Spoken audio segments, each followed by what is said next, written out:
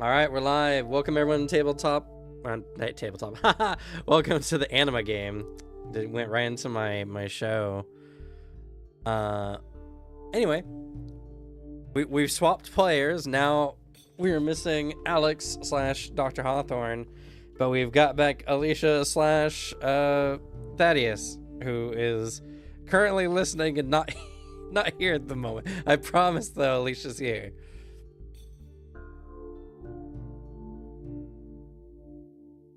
So we're just gonna go ahead and roll with it. Is definitely here and not a fake person we made up to make it seem like we have more friends. Yeah, Buddha's actually a very great ventriloquist, which is completely unnecessary because no one else can see the Discord, but you know, he can throw his voice to another mic just for the fun of it. I'm very good at what I do. A lot of practice in pretending like I have friends. It's true. I look to the empty Discord call with just me. Well, unfortunately, I'm here too because they can actually see me online. Oh no. AI. There's at least one other person verifiably here. Am I in Cam's head? Cam thought so hard you got sentience.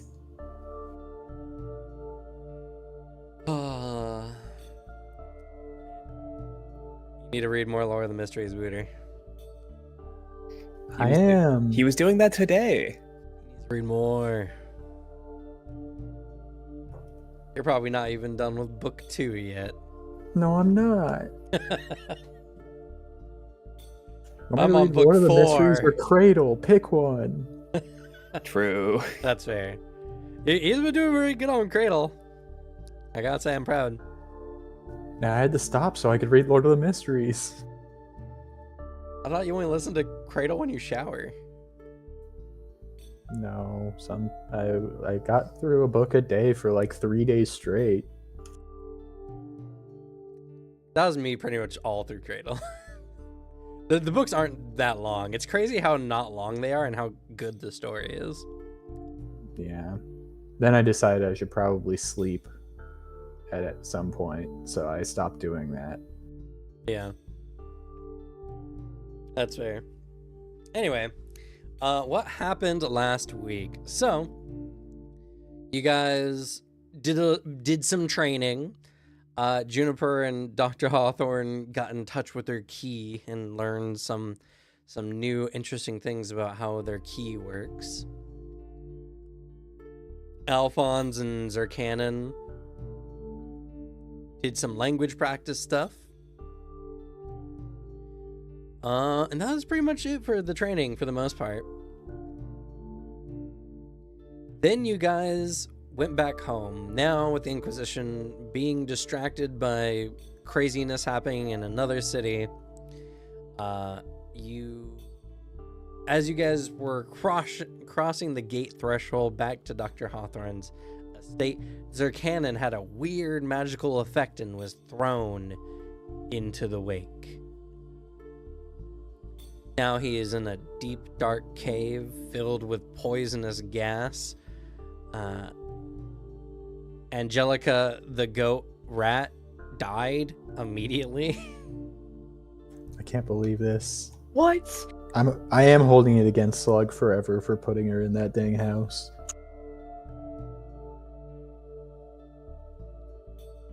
And now you guys are trying to figure out how to get Zerkanon back.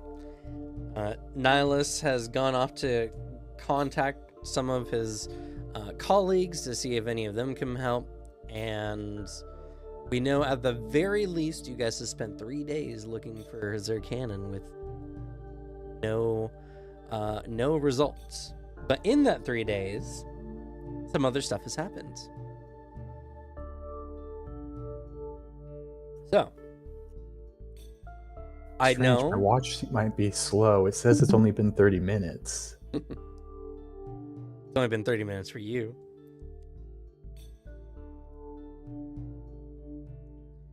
So we have 2 people who have for sure had something come up in those 3 days. I'll let you guys pick whether Alphonse or Juniper want to do their event first. Alphonse can go first. It's fine. You can't avoid it forever, Slug. Yes, I can.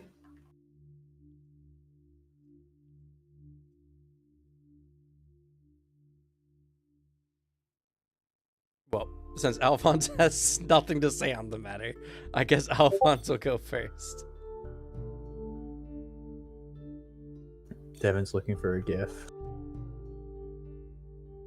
Wait, what event am I having? You got a message on your answering machine. Cadmus.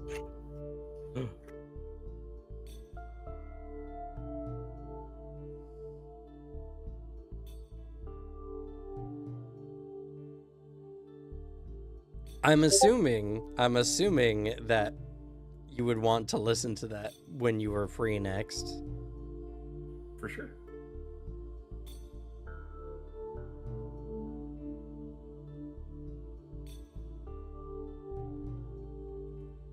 All right. So, you get home and you're staying at an apartment, right? Or are you living with your parents? Living with parents. Okay.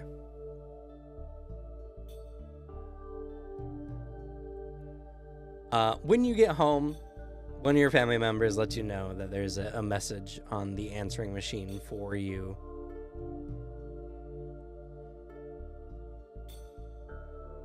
And when you listen to it, you get this message. Hey, this is Cadmus. I'm trying to get a hold of Alphonse. This is the number he gave me. I found something else. So, you can get a hold of me. Alright, bye.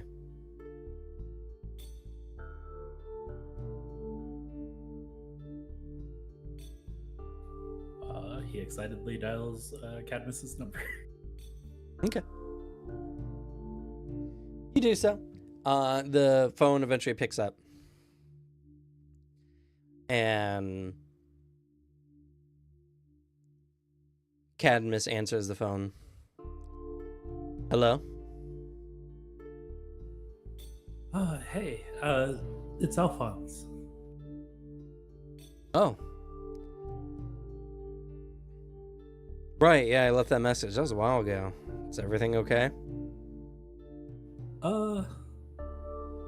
Yeah. Had to lay low for a bit. What's up, though?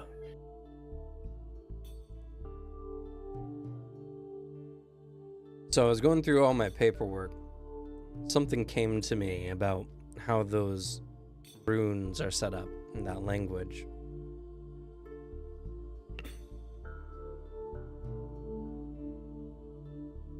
I've been curious about something. So I've gone through a lot of effort and I've engraved them on a variety of slabs. I don't know if it's gonna do anything or not. Feels like it might, but I feel like I'm missing something.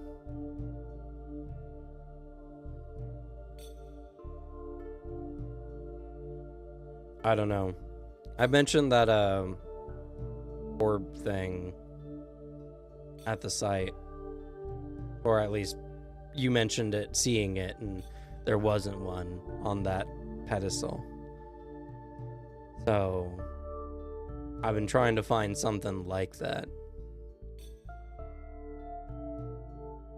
So if you come across something like that, I don't know, maybe we could make something work. Yeah, I could take a look around.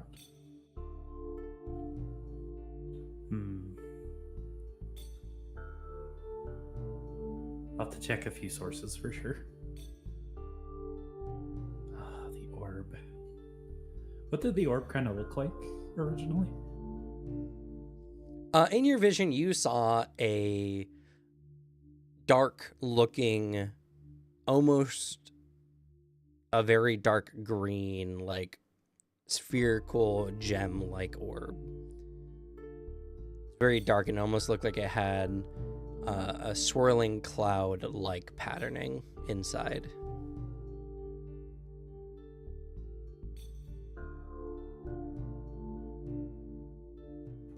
If only we knew what it was made out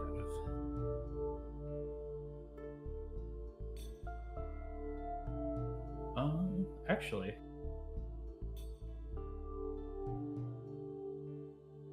Did it look like anything that might have been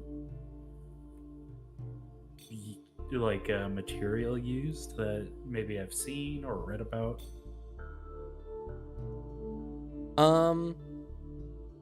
Not so specifically.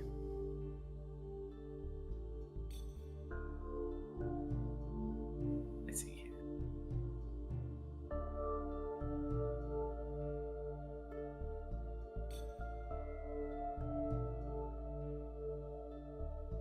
Okay, I'll start looking for something that's kind of similar, or at least might fit what it can do.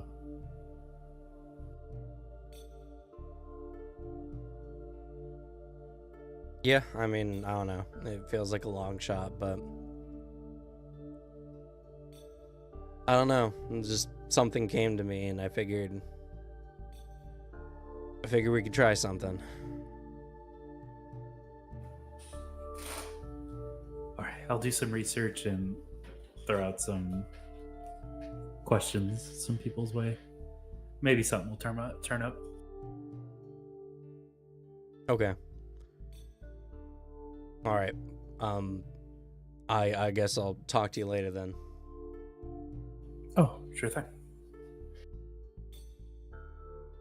Bye. Click.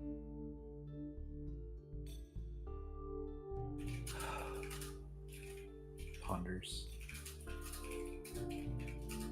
Do I need to get a geology major involved? Thanks.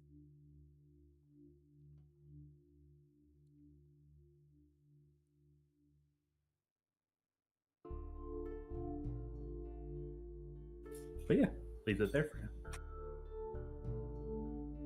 now. All right. Well, then we go to Juniper's event. Yay.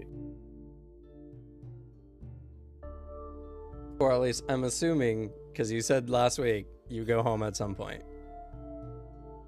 Yeah. Band-Aid just needs to be ripped off.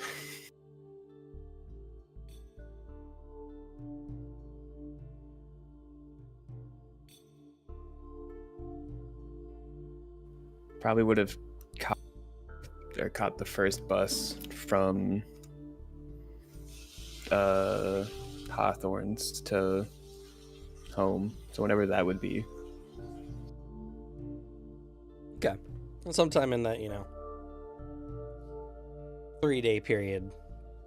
The first day. Maybe when Daisha's out getting info. That would have been the second or third day. Okay, second or third day.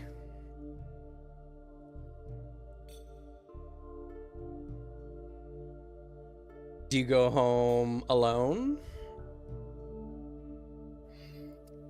Yeah. Okay. So,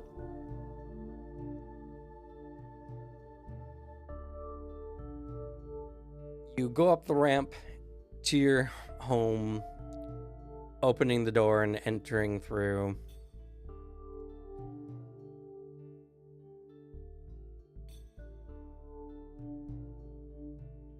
Do you say anything? Sorry, go ahead. I wheel in kind of just with like a shameful look on my face. Trying to put on an air of like, yeah, I know I fucked up. And I kind of just, as I roll into the living room, just, I'm home. You hear a clatter and clang from the kitchen as your mom quickly comes to meet you in the foyer.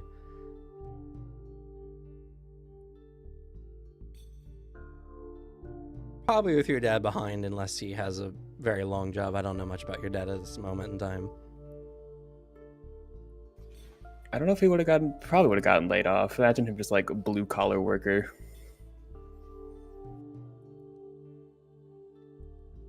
Okay. So he follows up behind, and your mom's like, Junie? Junie! And she comes over, and she is quickly becoming a mess as she's just embracing you tightly and sobbing softly. Hi. Hi, Mom. Hi. She's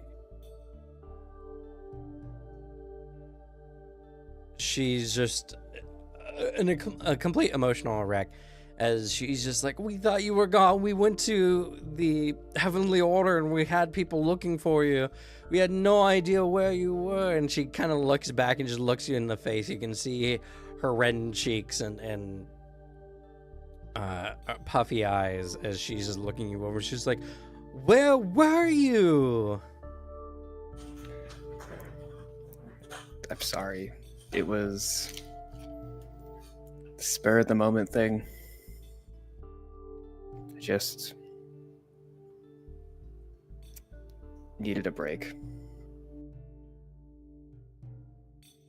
And you couldn't even call us? You couldn't even tell us where you were? We thought you were dead. We thought someone kidnapped you. Yeah, I know. I'm sorry, but like,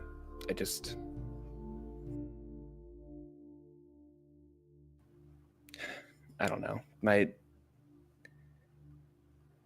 friends were just we went on just a fun thing around the city. Just, I don't know, so I could escape from it. For a month? And you couldn't call us in a month? It felt nice after a while. I don't know. Were you doing drugs? Were you smoking, drinking?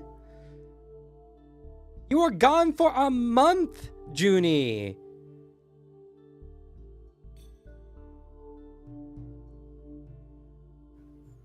Sorry, Mom. You kids keep saying sorry like it means anything. You're not telling us anything. You were just around the city. Why did you not call us? Why did you feel like you needed to be gone for a month?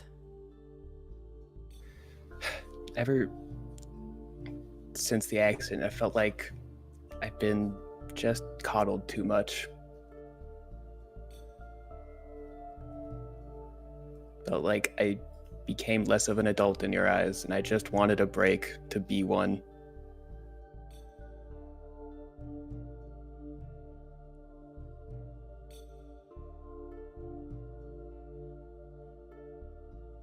She looks like she's about to explode. So many competing emotions welling up inside of her.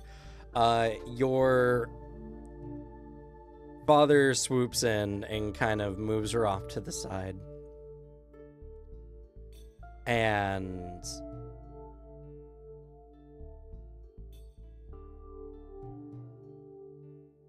he does his best to kind of talk her down. And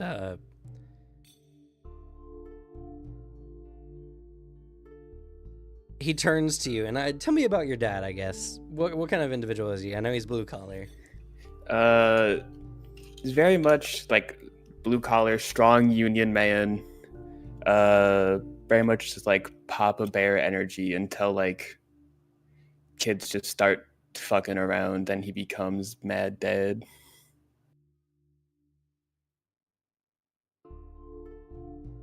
Okay.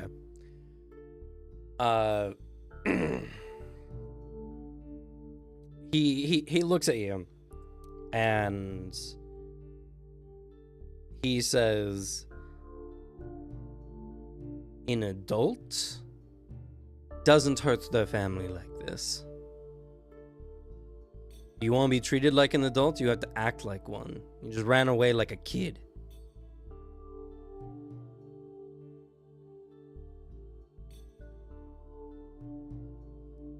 So, if you want to stay here, either go to your room or get out. You want to be treated like an adult, we'll treat you like an adult.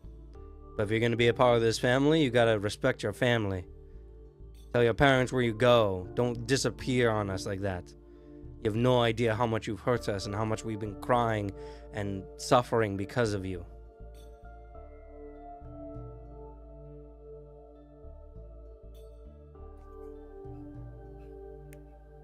She just looks down ashamed.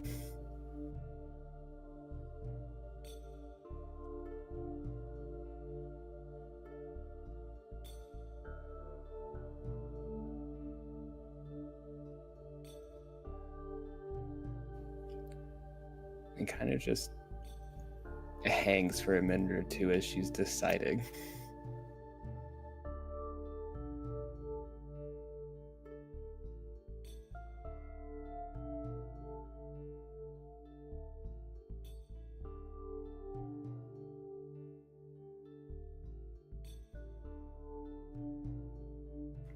And then she will go up to her room.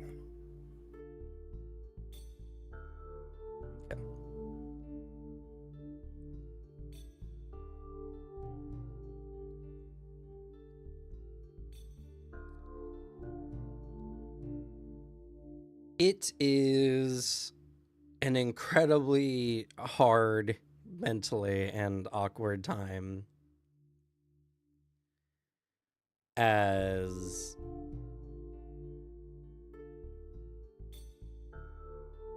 it takes there's a lot of emotions that need to be sorted out.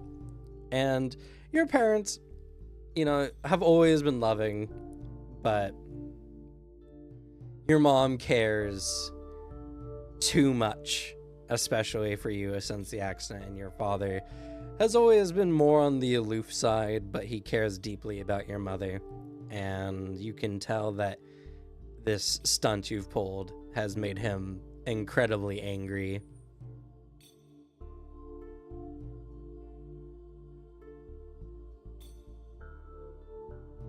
And there's a lot of gaps of nothing followed by a long repetitive conversation. I'm sure you don't tell your parents anything more than what you've said so far. Yeah.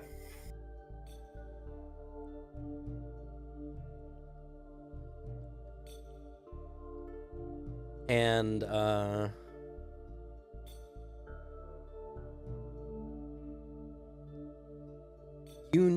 if you leave anytime in the near future, it's gonna cause problems.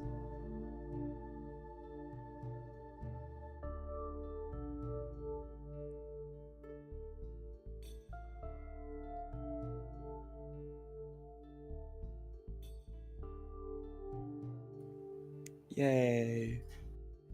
So,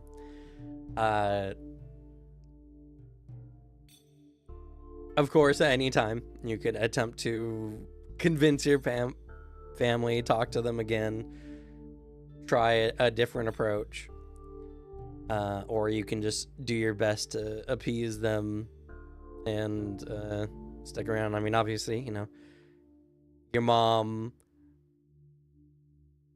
brings you food. Sometimes your dad brings you. And, yeah, so.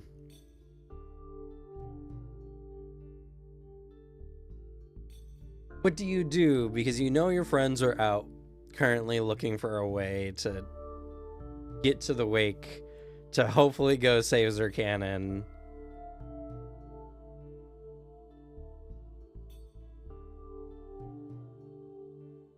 And unfortunately, you feel that anyone comes calling for you, they're going to be rebuffed by your parents.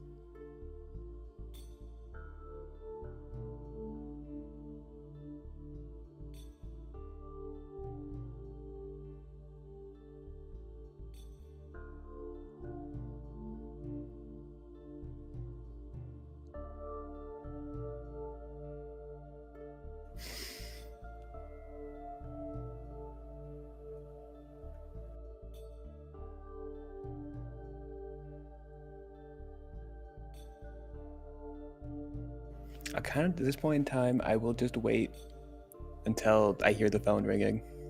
I'll keep close attention on that, even if they do rebuff it.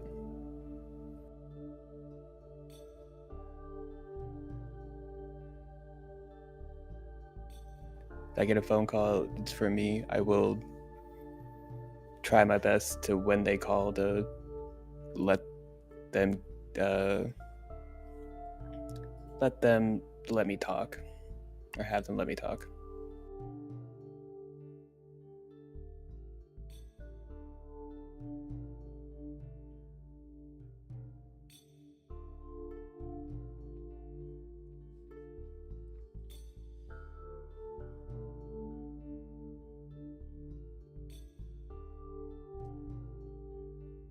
Does anyone, I guess, when you don't hear from Juniper on the next day, on the third day, when you're trying to go to the other hospital, does anyone try contacting Juniper?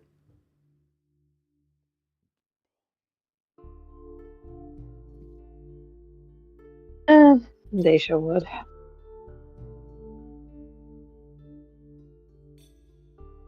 Okay.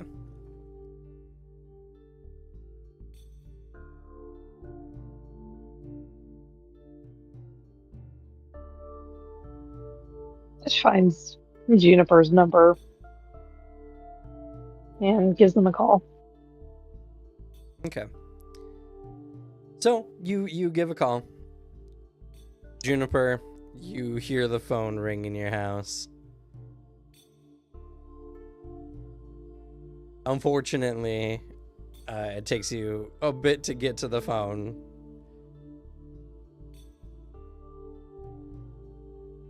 And your dad is the one who picks up the phone.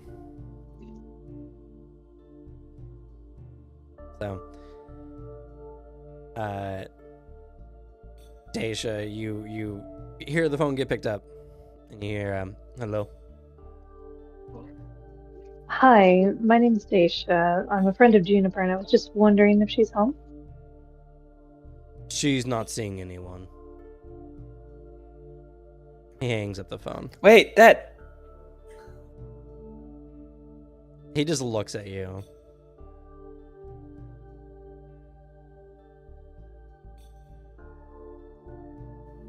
She looks at the phone, becomes offended, she dials again.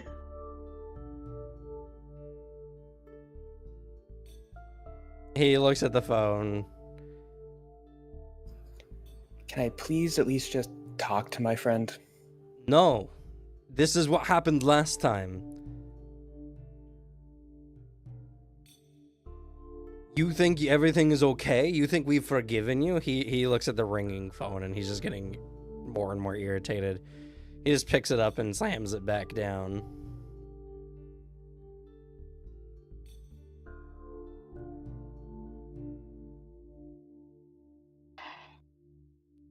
One more time, she tries one more time. The second the phone rings again, he reaches down and unplugs the cord in the back.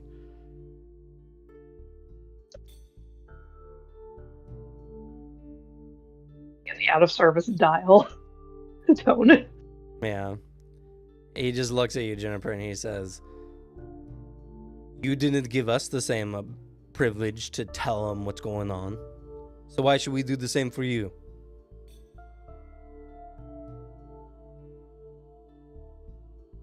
Yeah, I bet you feel pretty stupid now, huh?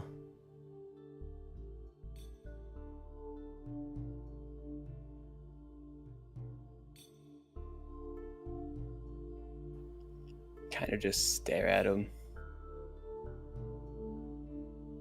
before slinking into my room.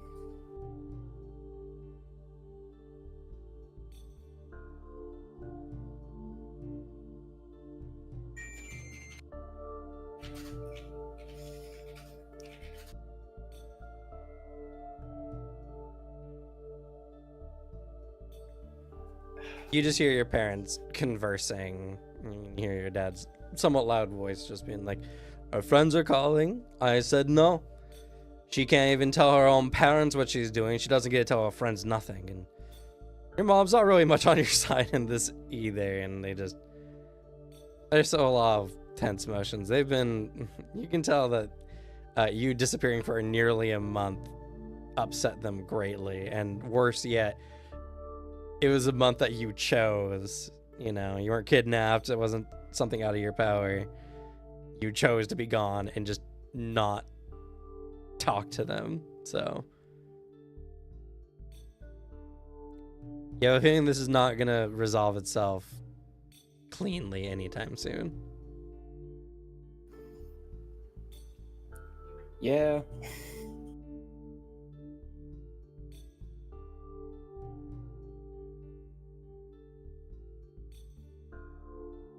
And since she fucked up in her lie, and she can't really tell them the truth,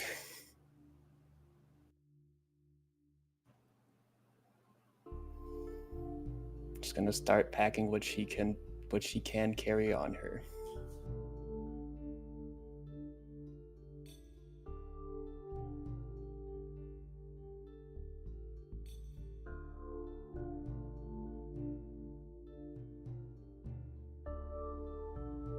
And once I'm finished packing, she just heads downstairs.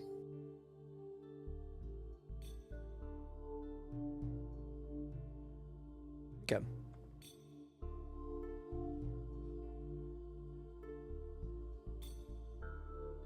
When she heads into the kitchen, visibly packed bag just sitting on her lap in her wheelchair. Your parents both look at you. Your dad obviously is looking pissed off. Your mom is looking flustered and terrified.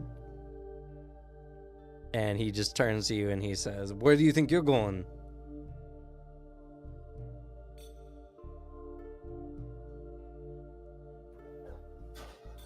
You said it was either stay in my room or leave.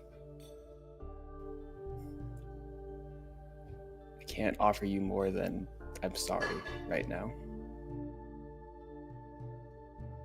Or time or patience, you just are gonna go now? You decided to stay one night and figured it was too much for you? And your mom turns to him and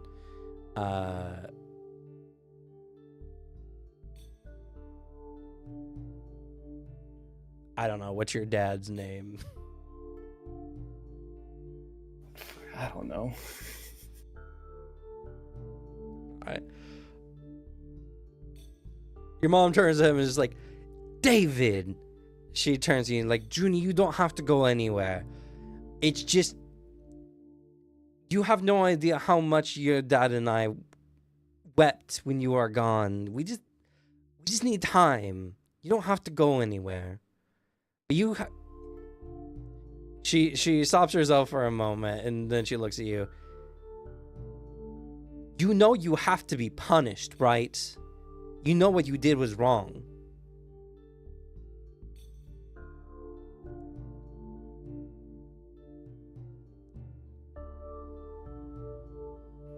I do.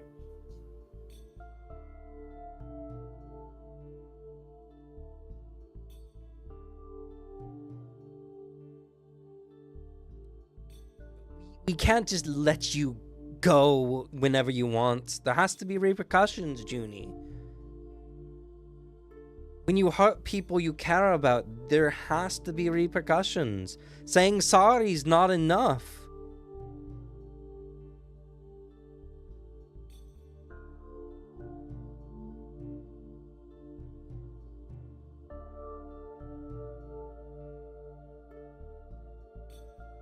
Your dad's like, no, just let her go. See what the real world is like. I'm not kicking you out of our house. I'm just giving you the choice to live the way you want. You've been an adult for a couple years now. You can make the choice. When you suffered enough, you'll figure it out where you messed up. Your mom turns to him again and she's like, she's not helping. She can't go out on her own like this. Look at her.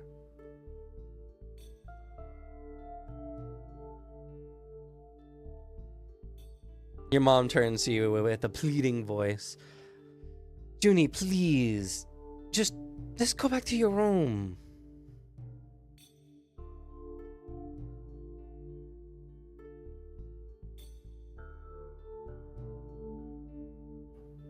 I'll keep in contact this time.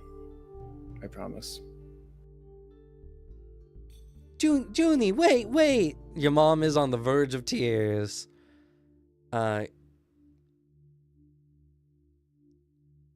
Your father holds her back and he just looks at you. And he says, you can always come home.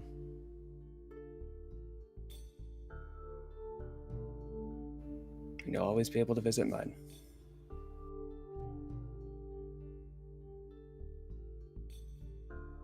Your mom is now bawling, crying her eyes out.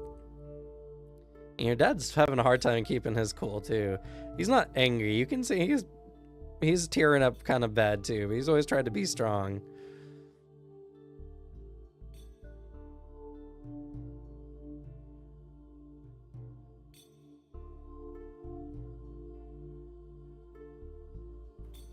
I have somewhere to stay for now.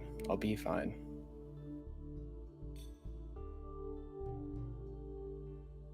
This does not seem to placate them whatsoever. I know.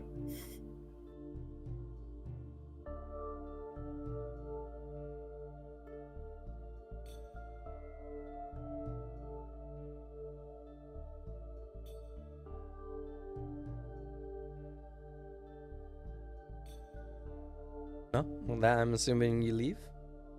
I do. Bus back to Hot Doors. Okay.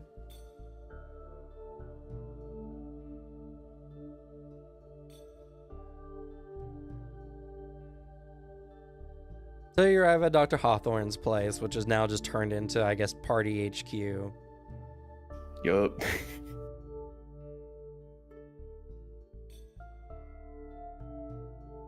It has the space for it. True. Yeah. It has the beanbags for it. True.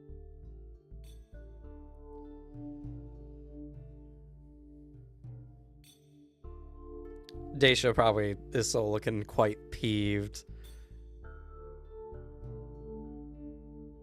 I'm just angrily staring at the phone.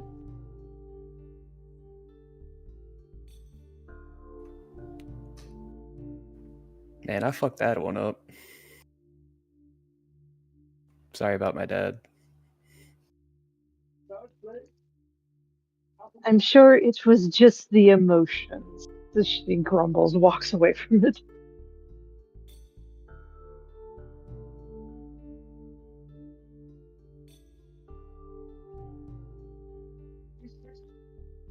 But glad you at least made it home safe. Yeah. I just told a stupid lie, and now I left just, I think, protect them. I think that's what I mainly did it for.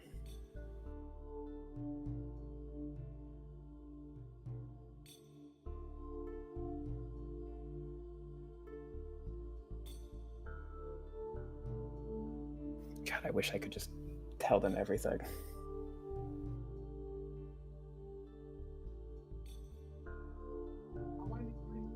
How do you tell your parents you got wrapped up in the Inquisition? I'm sure that's one part of the equation, but then they'll ask why the Inquisition's after you in the first place. Because your family goes to church, don't they? My mom does. She makes everyone else go, really. Then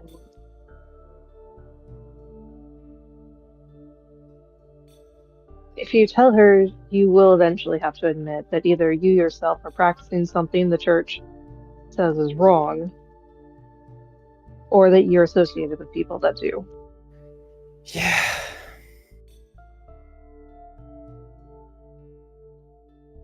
I don't know. I got to do like great things first, and then I can tell her.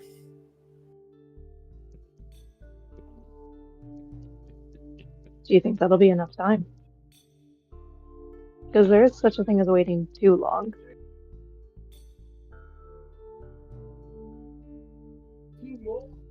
I told them I'd keep in touch, so like I can't lie to them again. So, I mean, I just gotta. It's not like I'm gonna not be talking to them. Let's hope your dad remembers to plug the phone back in. It might be a couple days.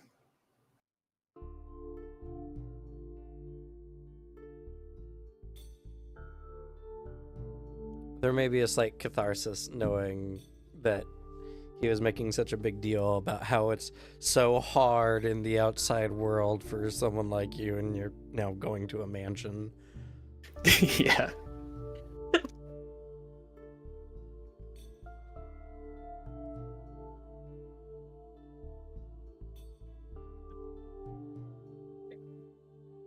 Still. Do you have enough items? She sees the bag in your lap. I have enough clothes, but I had to leave a lot of some of the stuff in my room behind. They'll let me get it back, I think. Do I decide to do this permanently? Okay.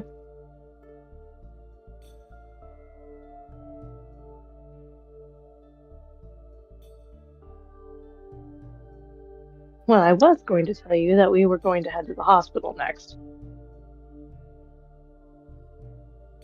And why aren't you telling me that anymore? Well, I was calling to do that, and then your dad. Oh. Yeah.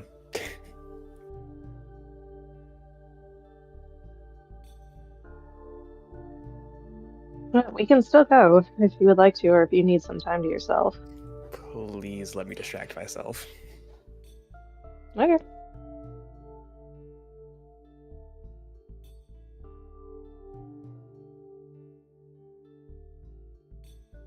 You coming with Thaddeus? You gonna stay here? Oh no, I'm definitely coming.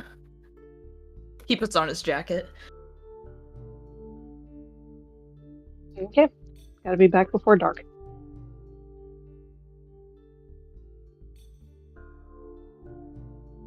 I'll come too.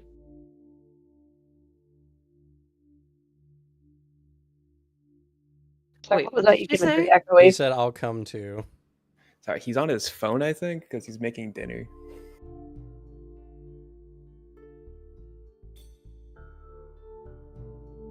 Okay. More hands, the better.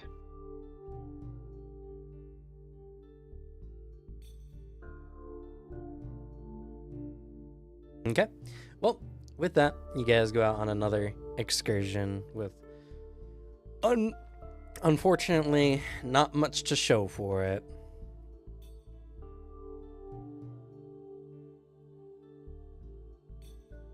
It's the next day, somewhere near mid-afternoon, where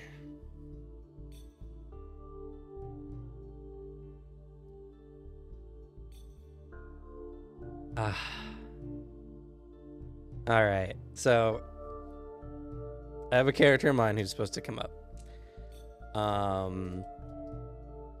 But unfortunately, we're missing someone here who would be most relevant to this character. Damn it, Alex is he's keeping him out of the party. No. We add him to the party now so that when Hawthorne comes back. Oh yeah. And then I'll say, "Oh, he's a better boss than you." Damn. Wait, no, I'm not there. If he shows up and starts giving everyone pills and stuff when I'm not even around, I'm gonna be upset about it. That sounds so wrong out of context. It does. So Cannon wants pills. Pop his Drugs, eggs. drugs, drugs. Pop the drugs. Give addies. me the pills. How else am I supposed to get stronger quicker? So true. So I can either have the character I intended to come join, or I can have another character. I'll let y'all choose. I'm voting for what you originally planned. Oh, we gotta keep him for Alex. What he gets for his pharmacy, not or back ordering on Adderall. Oh.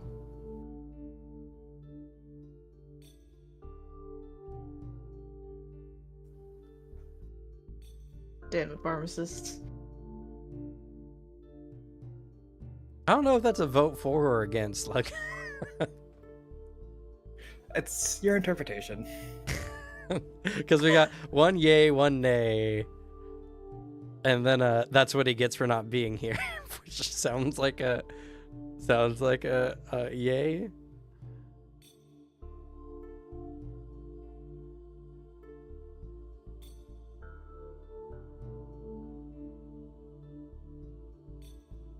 I would feel I bad mean, if that's- Alex could see his rival.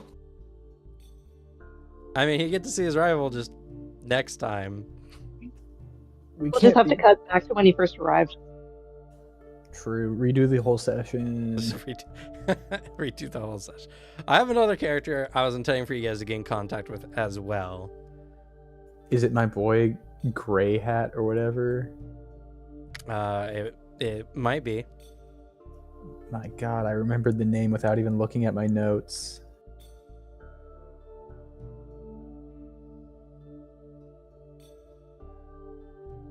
All right, well, that's 2 against 1, 1.5 for. So,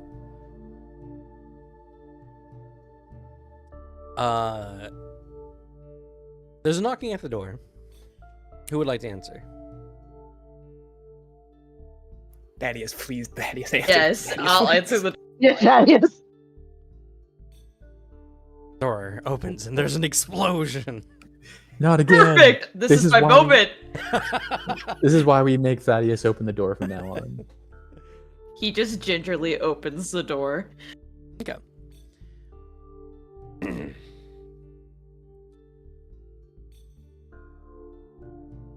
You open the door,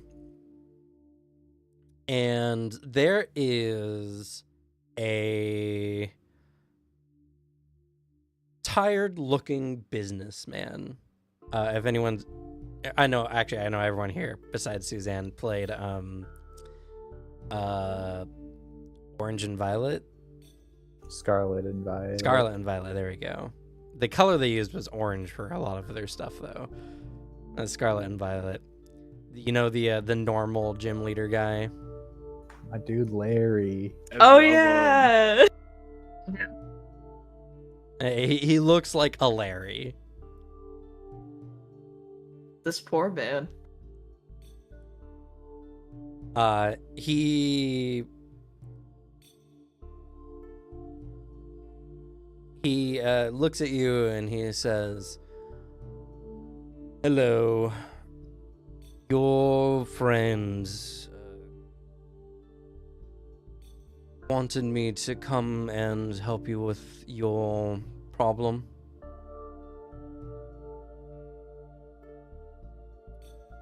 He raises an eyebrow for a second, slightly suspicious of this man, and he asks, who came into contact with you specifically? What's his name or her name? Your friend Niles.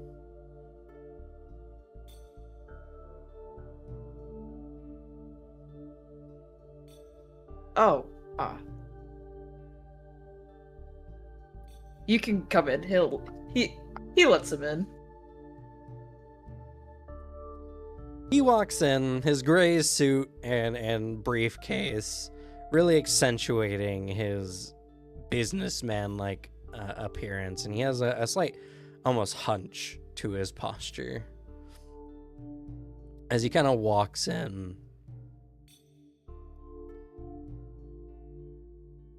he goes and he sets his suitcase on a table.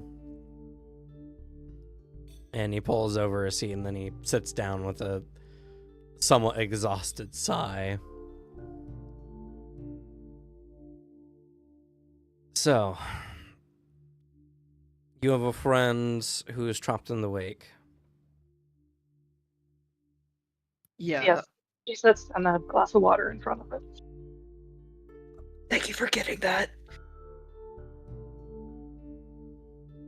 The signals I got you. He takes a glass of water and he just drinks and drinks and drinks and downs the whole thing in one go.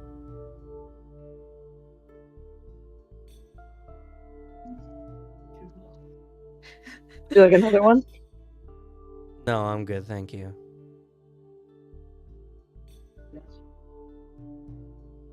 Nah, you just blink. She's like,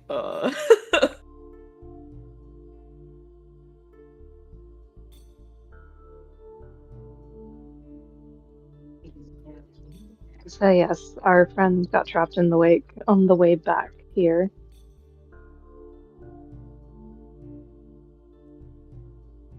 Alright. Do you have anything that belonged to the individual?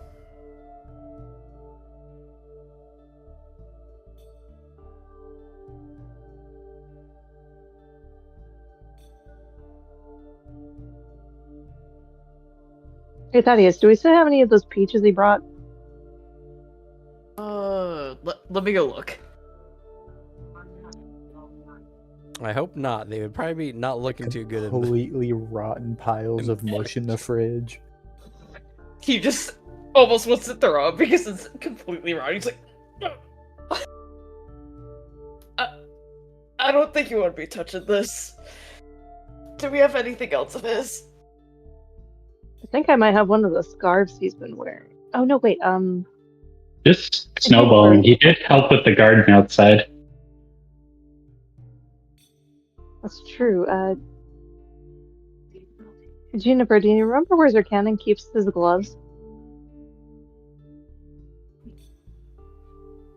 Sir Cannon doesn't wear gloves. He ain't afraid of no dirt. Cannon doesn't wear gloves. Does What he about have any? tools? Yeah, tools.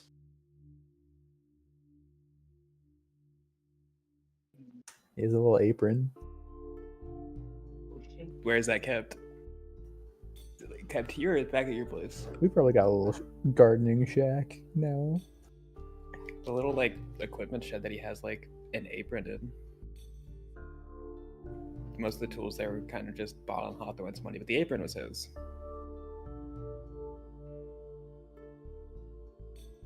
I'll go look and get it. He just quickly books it and runs outside.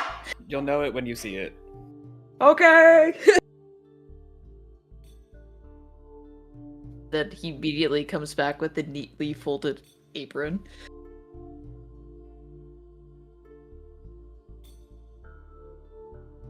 Got, like rats embroidered on the edges. Buddha, what does your apron look like?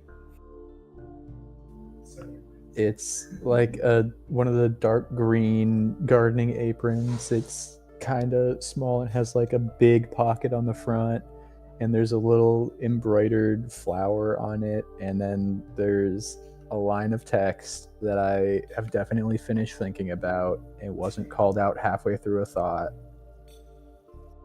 That says,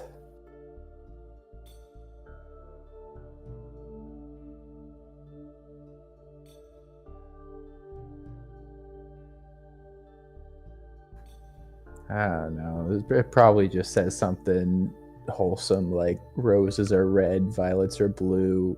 I work hard so that I can feed you.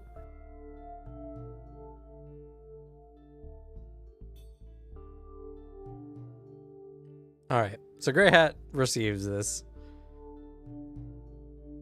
and looks at it. Just kind of lets out an audible sigh. Before he unfolds it and then begins refolding it on the table.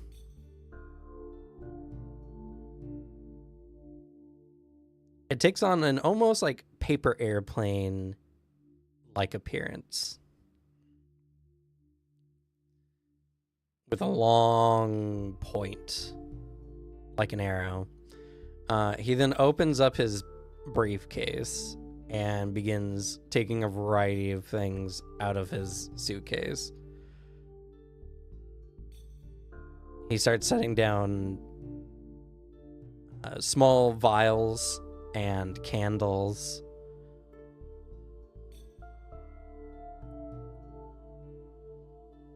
And he's like, all right, let's do this. He uncorks some of the vials that produce a very strong but sweet smelling scent. Very much like incense. Very mellow. Is it incense I recognize? Maybe. We use a lot of incense. Jesus, just if some of them seem familiar.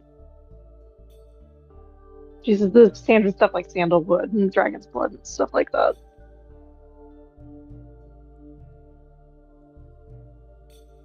Something like that. Sure. They're a lot more mellow and a lot more almost flowery.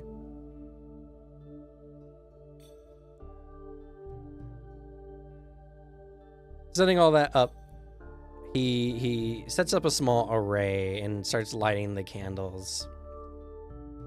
Before you see this tired-looking businessman start chanting. And as he does so, there is a wave of something. Feels like a force, like a wind, but nothing in the house moves.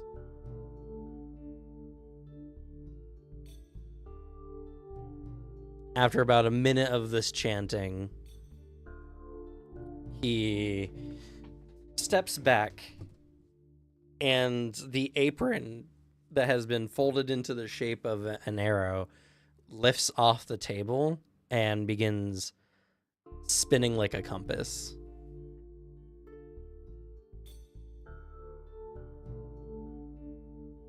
Whoa. It seems to lock on to something. At this point, he goes over to the suitcase and he pulls out a map. And he sets that map down on the table, and he pulls out a small little pendant. It looks to be like a cat's eye or jasper-like gemstone at the end of this as he begins incantating.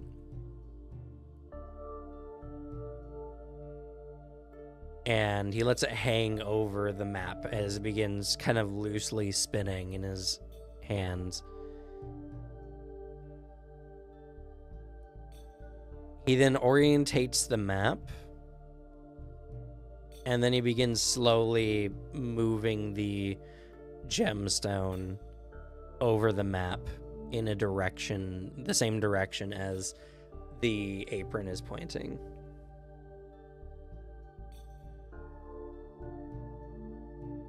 And he begins murmuring under his breath. And as he does so, you see the chain begin to circle, and it becomes tighter and tighter and tighter. And then it moves over a portion of the map, and then suddenly, like a magnet is attached to it. It just pulls tight.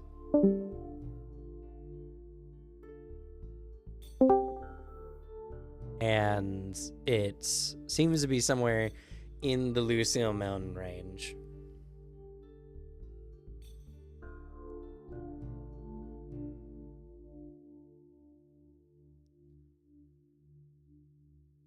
With that, he nods. He coils the chain back up and puts it back in his suitcase. And then he begins like packing things up and corking the bottles and putting everything back into the suitcase.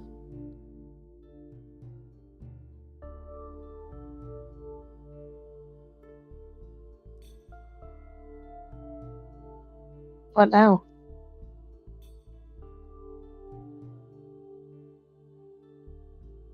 He finishes packing things up and he says, "How long has it been since your friend has disappeared?" Maybe 4 days now, right?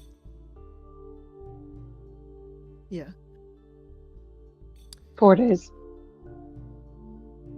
He might be dead.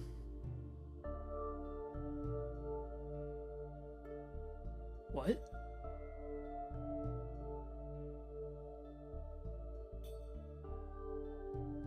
I'm gonna take that chance.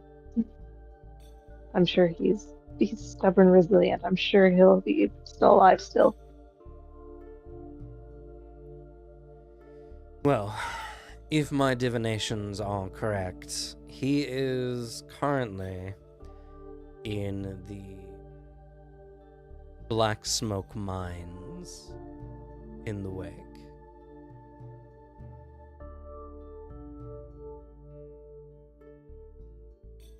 I assume that's a bad thing.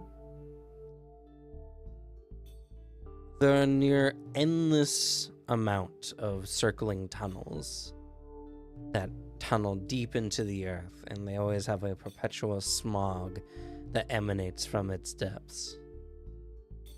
That smog is not just poisonous, but it corrodes one's very soul.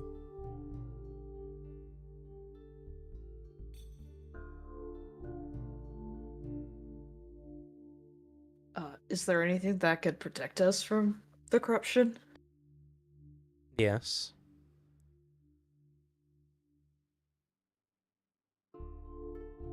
I don't see how that helps your friend. We could go rescue him.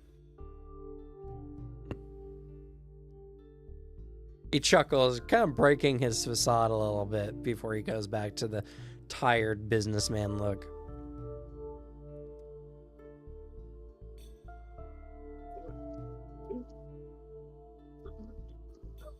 That's almost suicide. You don't know how far in he is. And even if you did, there's so many tunnels, so multitudinous.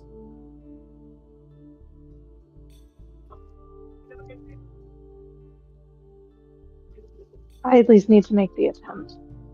I'm responsible for what happened. I need to at least bring him back. It's better than sitting around and doing nothing. You wouldn't be sitting around doing nothing. You would be living.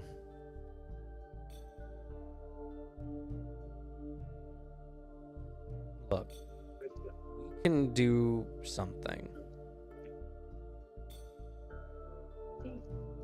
And so we're going to do something.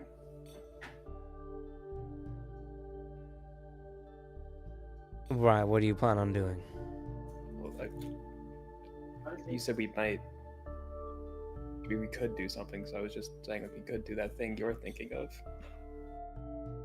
We will do that thing you're thinking of. Right, okay. We can do what's called a soul calling ritual to attempt to summon him to some place not in the Black Smoke mines. The hard part about soul calling is, one, unless we have a piece of his flesh or anything equally meaningful, it doesn't really improve our chances too much. Deja thinks back to the piece of flesh that Zircanon always keeps under his bed for safekeeping. Oh.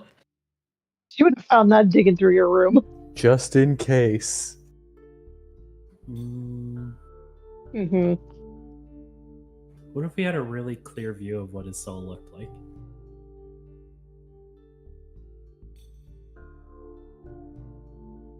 Maybe. That might help a little bit. Won't be as potent nor as useful. We also need to go to a place of meaning for him.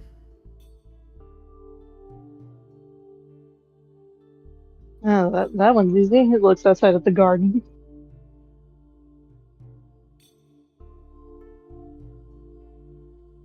I think the guard might be it.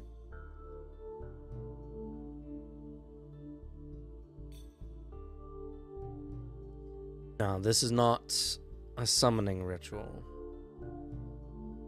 This just provides a beacon that he can follow. Survival's up to him. And our level of success with the ritual will just determine how likely it is he's to even see this.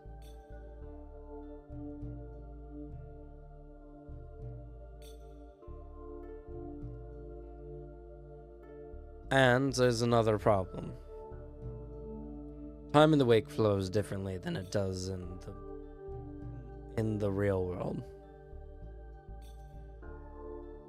Space is contorted by human perception. The black smoke mines exist in the way they do because the various miners who've spent their lives down there have always felt that those tunnels were endless deep into the mountains, which greatly expanded and stretched them in the wake. And if you know science, if you expand space, time follows. From what I know, the ratio more or less is for every real world hour,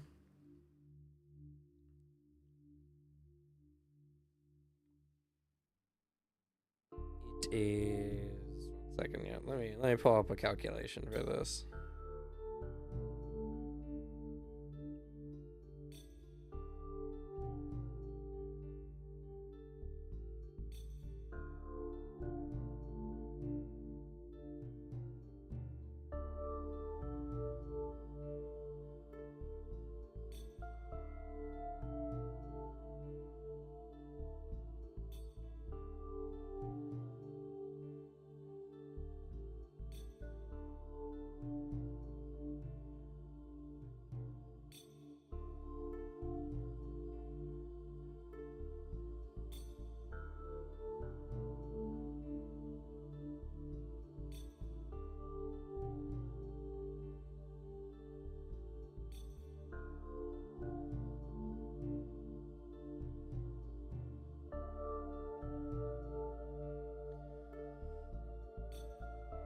So for every real world hour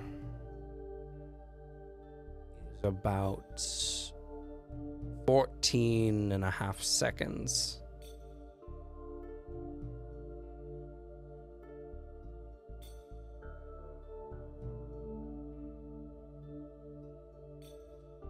So if we want the beacon to be relevant for an extended period of time, we'll have to perform the ritual for an extended period of time.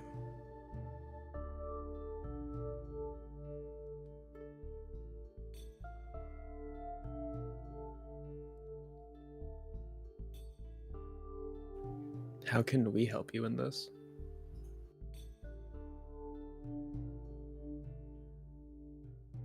I don't know if you can. It depends. Various amounts of occult knowledge will be helpful, but you all don't seem to be quite efficient.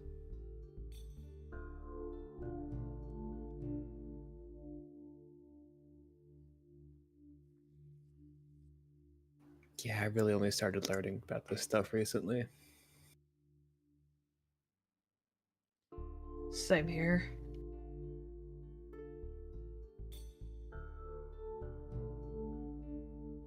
So, I have some knowledge, but not to the level that you require from the sounds of it.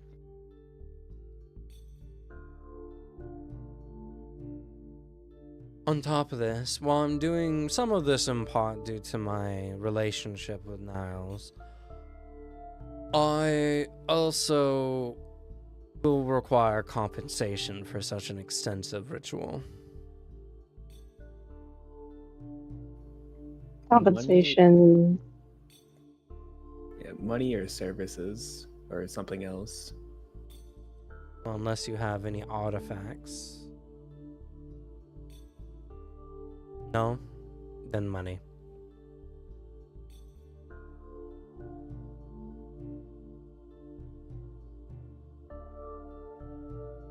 Looks at Hawthorne.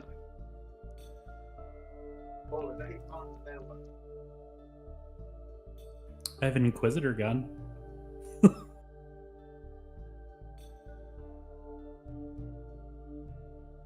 Do seems you have really any nice to me. bullets?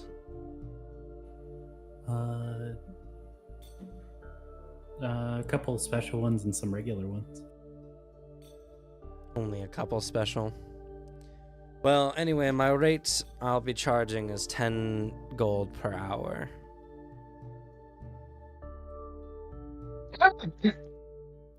Oh.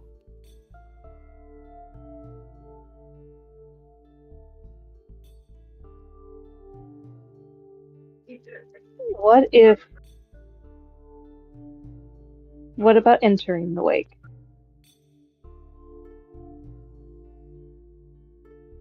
You seem very determined to enter the wake.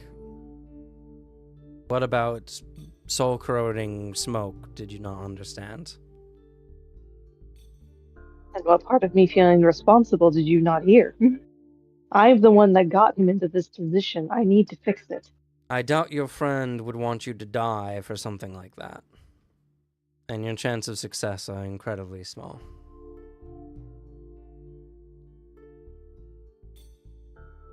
I doubt you have any ways of surviving the wake, let alone finding someone in the wake.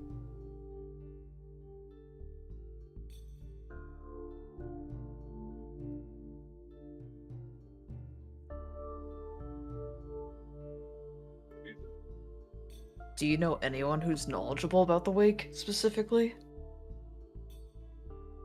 Yes, me. Oh, You weren't here for that conversation. He's a wake walker, I believe, as Niles described him. No, I'm an occultist.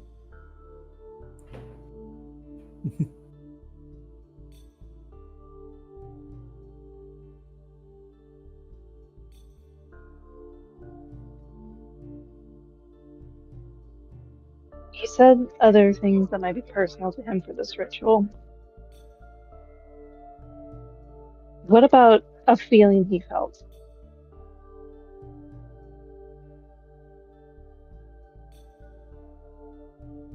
Specific Depends. one. Have you bottled this feeling in some way?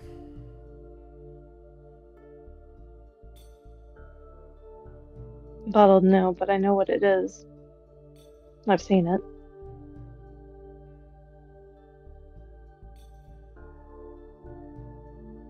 Well, unless you have something, it might help a little bit, but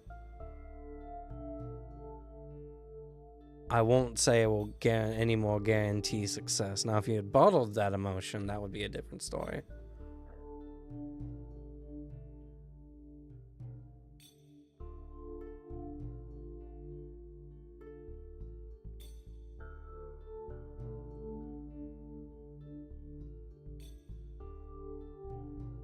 We'll work it out with the professor then in terms of cost. Well, considering how dire the situation is, I'll perform the service and then you can work on paying in installments afterwards.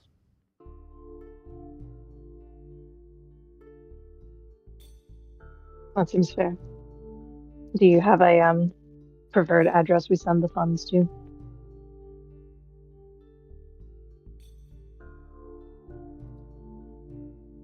I have a simple ritual you can do to sacrifice the money to me.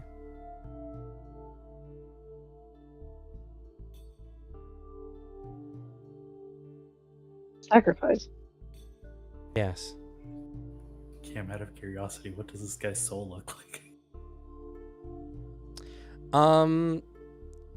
He doesn't look like he has any particular special soul.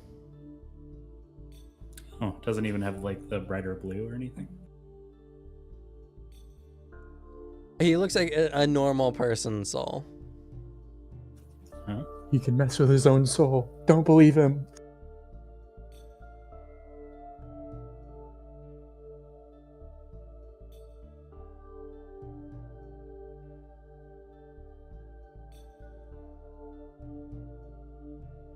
Alright then. I hope you don't have any nosy neighbors.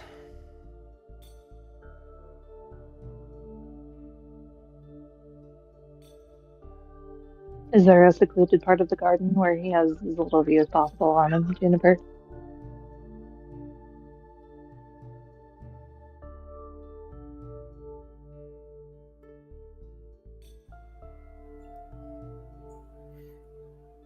There are like a cluster of trees kind of near the garden, but there's not really like hidden parts in the garden. Stuff's not really hasn't like fully grown yet.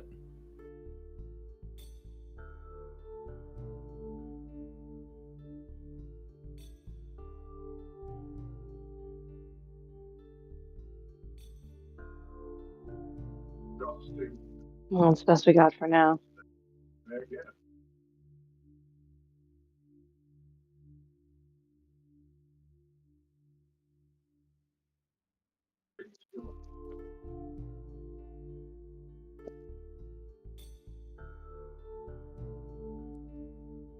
Alright. The sooner we get started, the better. Let's go. He slides the suitcase off the table and he just starts heading for outside.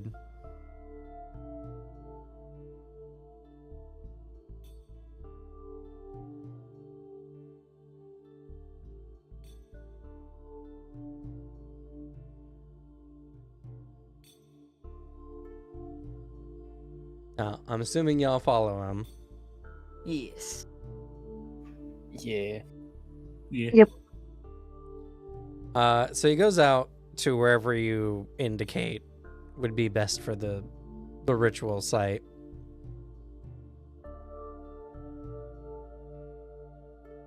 And he opens up the suitcase and begins pulling out more candles, more variety of things.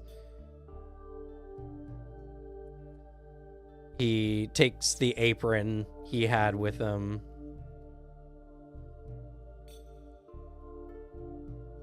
And then he says, we're going to need a lot of sticks and other flammable materials.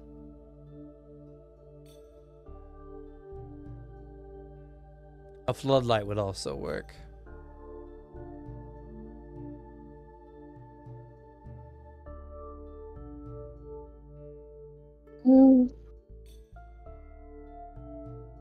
Did you all happen to clear any brush when you were setting up the garden? Oh yeah, a lot of it. That's because like the garden takes up like most of his property. Not just like a garden; it's like a full-on farm. It's not most. I could have sworn it was. It's like a third at most. That was like a third. Was it? Yeah, it wasn't. It was enough that it could be a tax write-off, but it wasn't. You got started Oh. at a third, I think, and you had to expand it. Right. He's Richie Rich, not Scrooge McDuck Rich. Yeah. Well, I guess we gather up all the brush that was cleared. It's definitely been disposed of by now, though. Yeah, but some brush can be used for like compost or set aside for like tinder and stuff. And there's probably enough trees and about that y'all can source some sticks and stuff. Yeah.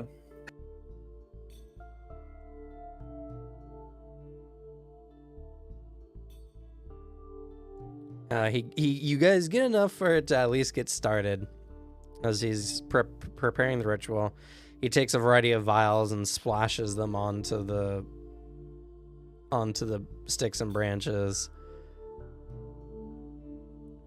And then he turns to you all and he says,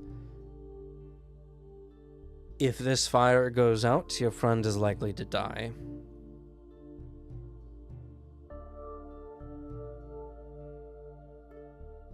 So don't let the fire go out.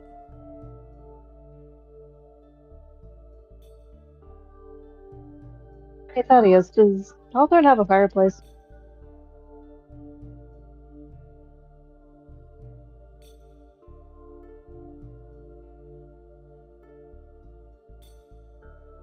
Sorry, I was in the bathroom. I'm back. Does Hawthorne have a fireplace? Yeah, he does. I guess I'll help you start bringing stuff from the wood pile. He makes a pretty sizable fire pit, like pretty much like a small bonfire.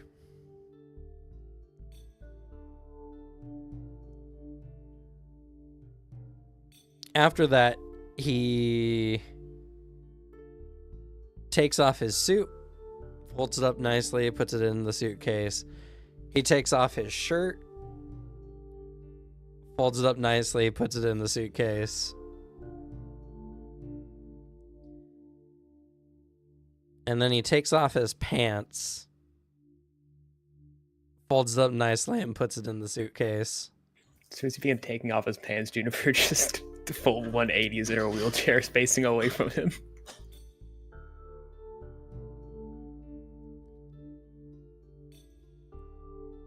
Alphonse is witnessing the ritual with curiosity, so he doesn't look away. He leaves his underwear on. Okay, that's good. Very, very plain tidy whities.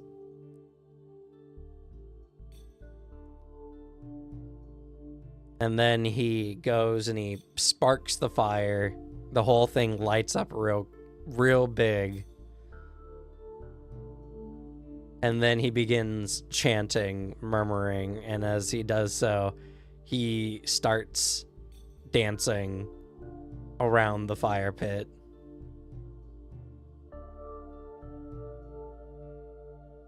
And as he does so, it gets more and more rigorous, more and more lively, as the chanting gets to a pretty sizable din. As you're watching Larry dance around a fire like some crazy cultist in the middle of a big plantation, well, smallish plantation. I turn around out of curiosity. And he starts schmoovin'. Is he chanting in a language I know? He is chanting in a language you know.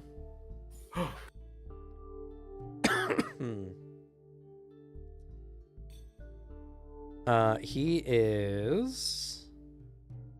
Dun, dun, dun. I should always just have the languages pulled up.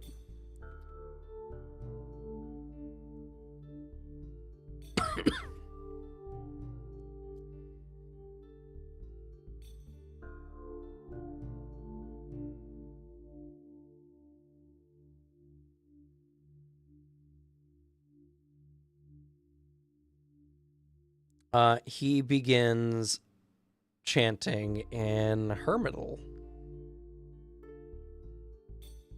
which is not a special dead language. Ooh. It's a complex language of the North.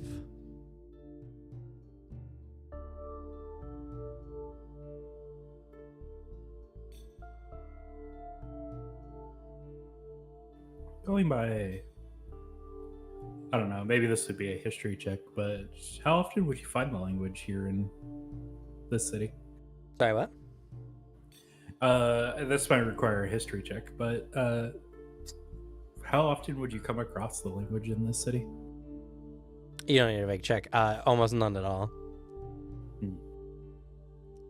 It's a branch language of Arcs, which was a language spoken by people in the north, but there's no walled cities in the north, so for probably hundreds of years, most known cases or most people who spoke Arcs have died out. It's kind of like Gaelic. Irish, right? Like some people in Ireland do speak it, but it's very much not many, and most people who are descendants from the northern part of the continent now live in Aegis. Okay.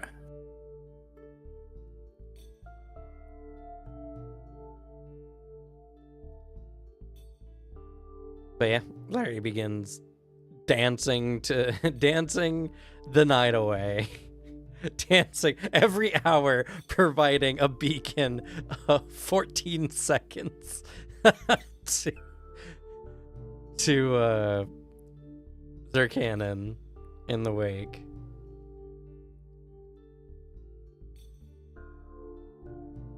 So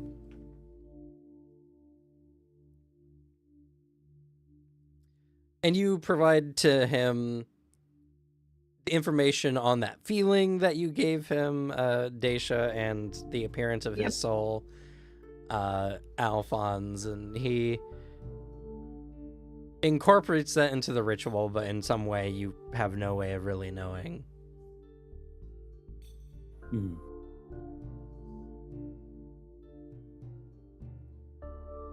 And Zerkanon, you're in the Ooh. Black Smoke Mines.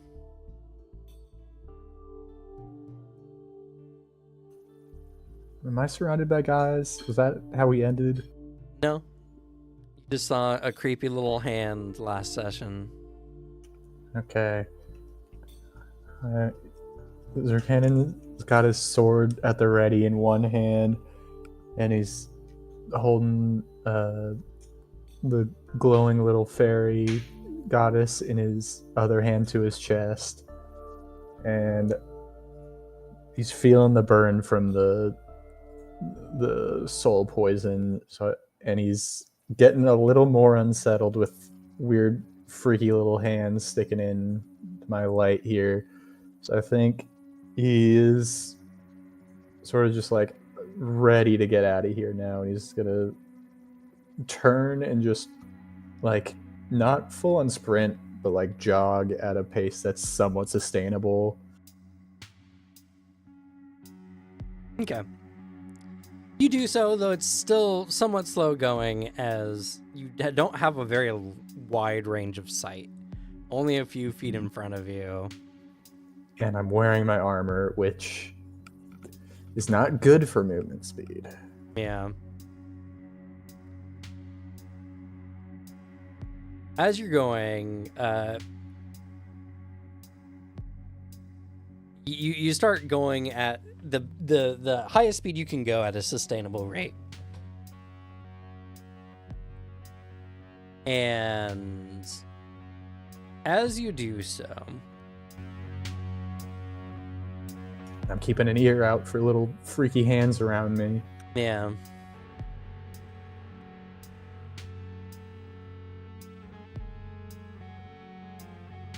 As you're moving, you just see nothing but endless darkness around you, with a slight illuminated floor space, like a small circle of reality around you. Nearly running into rock walls when the cave suddenly changes direction quickly. I need you to roll for me in acrobatics. Yay.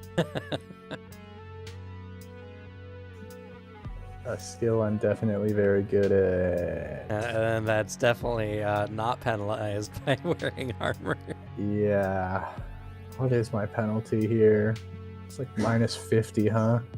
I think it'll automatically be on the character sheet. I don't think it is. It automatically does my movement speed, but it doesn't look like it automatically does my secondary abilities, unless it's after I roll. Let's see here. Because it puts a -4 in temporary movement, but I might have done that myself. I don't remember. Do you have? Is there? I'm looking at your character sheet. 1 second. Just gotta look up the armor. You got a natural penalty of. Are you wearing full plate or heavy full plate? I think normal full plate. Okay, so it is -50. Minus however much you're above 100 wear armor. Which I am not. I'm exactly 100.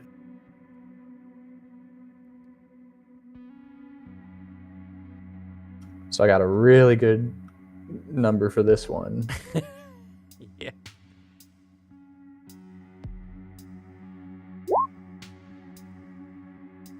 That's a pretty Nice. good roll. That's decent considering your penalties.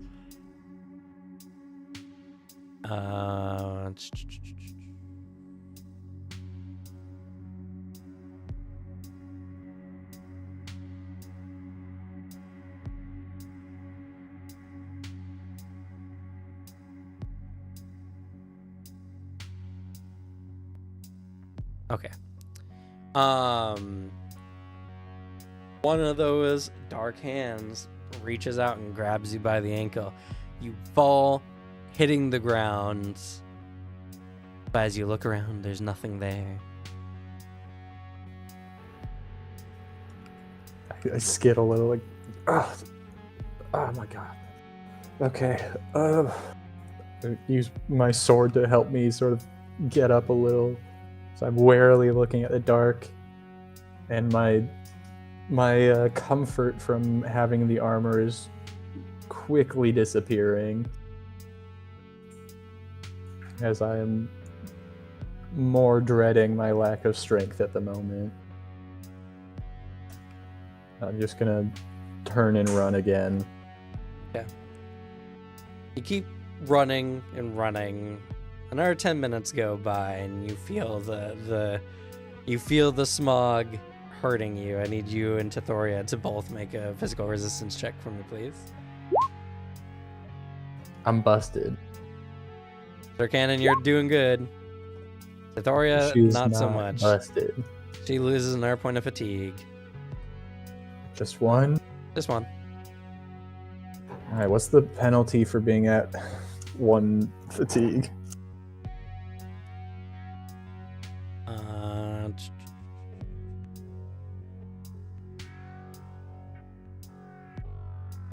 -80.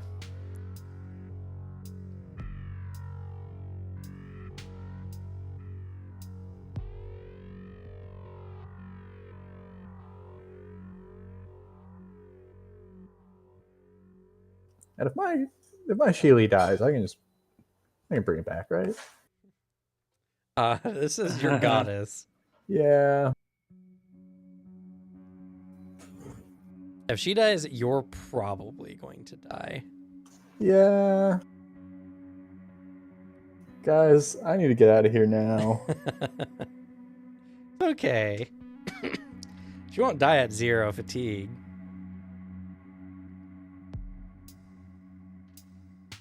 Tell that to Angelica.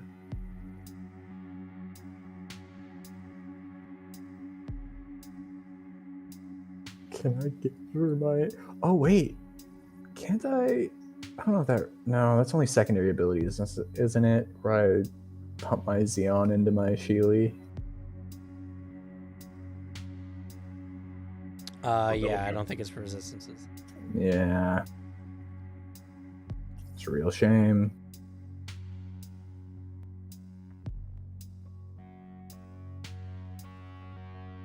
You feel it affecting you, but you're able to keep going. But Tithoria, you can tell she's definitely... This environment is very much like anathema for her.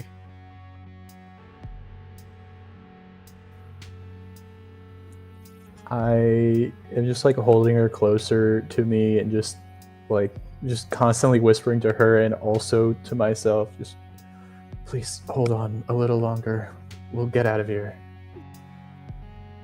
It's not much further ahead.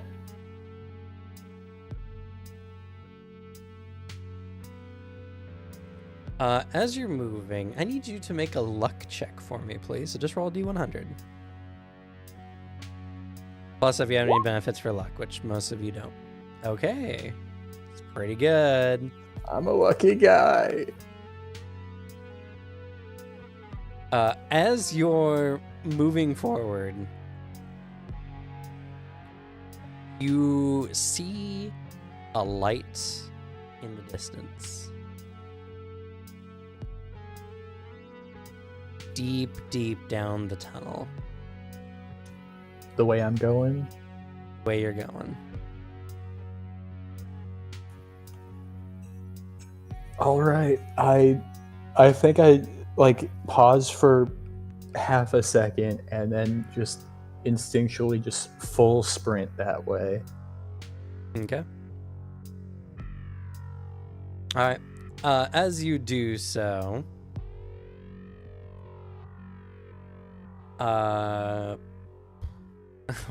roll for me in athleticism. I am better at this one.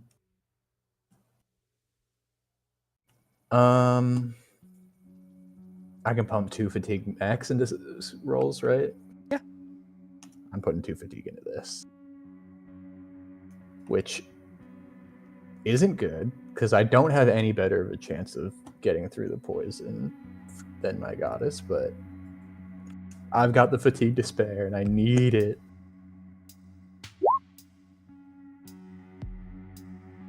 Yeah. You're keeping up a good pace. Good pace for armor. As you're doing so, you nearly run into a wall as the light in front of you moves, and it seems to move in the direction that the tunnel naturally leads. You keep sprinting. You don't let that stop you. And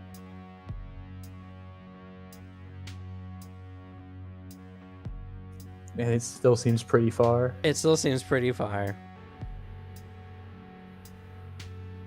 I think I look down at my my goddess there, and I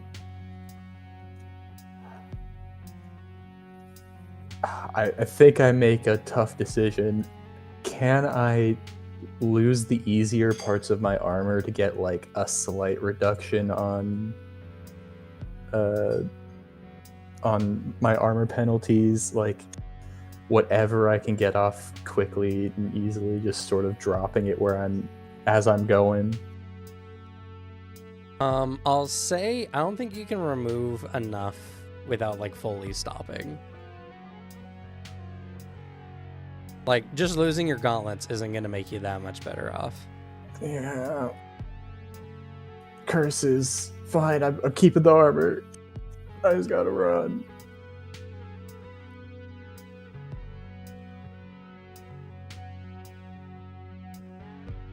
So you're running. The...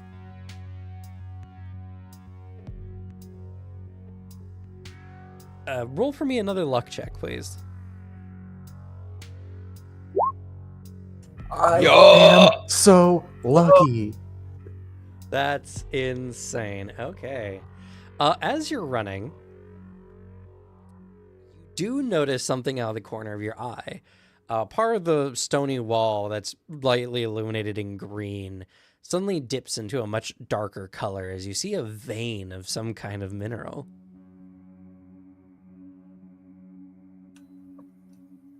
Do I feel anything from it, or is it's just like a green? Well, it looks green in this light, but it looks like a rare material. You could roll an appraisal, I guess, if you want. Yes, my very good stat.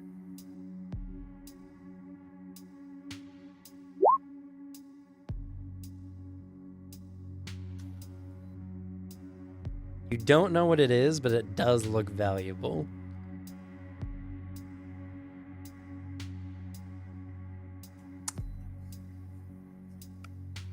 Man.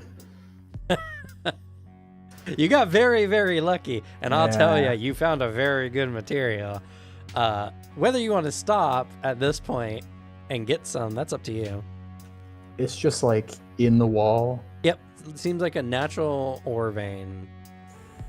Yeah, I think Zircanon, not a greedy bone in him. He's So He's he'll risk the his end. life for this. he's the anthema of me. He keeps going. What is wrong with you? So, tearing your eyes away from the obviously precious metal before you, you begin running further and further through the tunnel. You take some turns, and you feel like the light before you is growing. Though, suddenly, in your line of vision, a screen of hands reach out of the darkness and try to pull you back. I need from you your choice of a feats of strength or a physical resistance check. Feats of strength is better. No, it's not. It Simply not. has a lower DC than the Nope. physical resistance. Mm-mm. I'm gonna avoid that minus 40.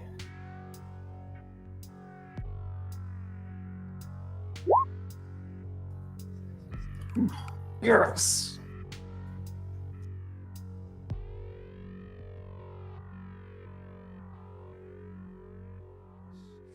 No, not that one.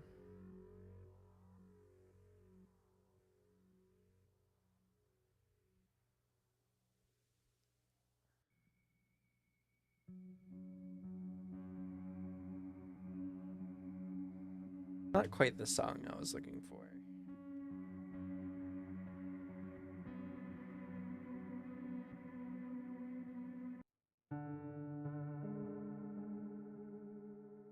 I don't read that one either, but whatever. It's a little better.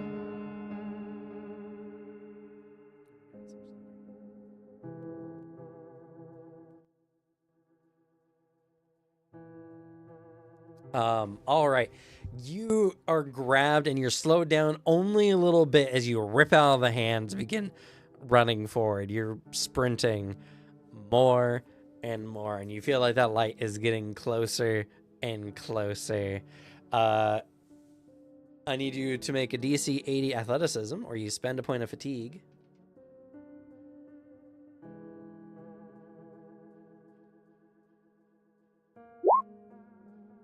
I'll spend a point. Yep, so you spend a point of fatigue. Getting to 4 does that give me the all action mod, or Yes. is it below 4? Oh, It won't apply until after, though. Well, he's not actively I'm- spending it. I'm at 4 now. Yeah, you're at a minus 10. That's fine.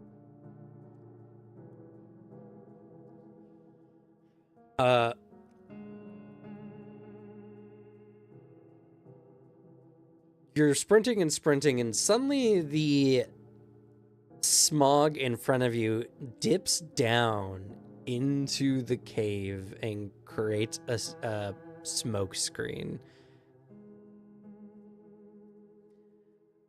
I need you to make physical resistance for you and Tithoria.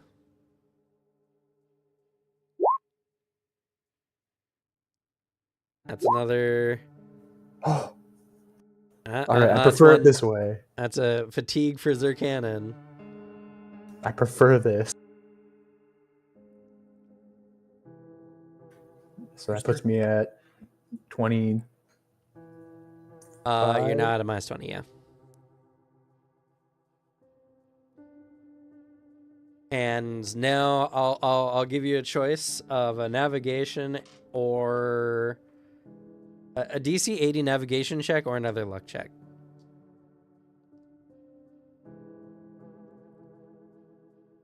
Let's hit that luck. Okay. Also, remember we don't add minuses anymore. Uh-oh.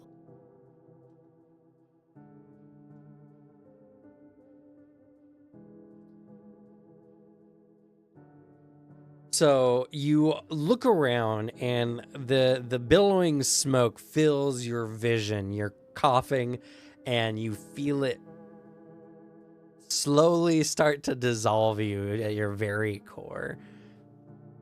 Fortunately, Tithoria seems to be doing well, but you cannot see where you're going and that light is being obscured. What do you do? How did I get an idea of how close-ish I was before it started disappearing? No, you have no idea. I think I'm just sort of. I think I like put out my sword in front of me to give me like a heads up when I'm about to hit something, and I'm like swinging it back and forth slightly. And I'm just gonna just keep full sprinting in the direction that I think I was going. Okay. All right. I'm going to make... Can I not do a secret check? Sag. All right. I'm going to make a secret check for you. See if you're going in the right direction.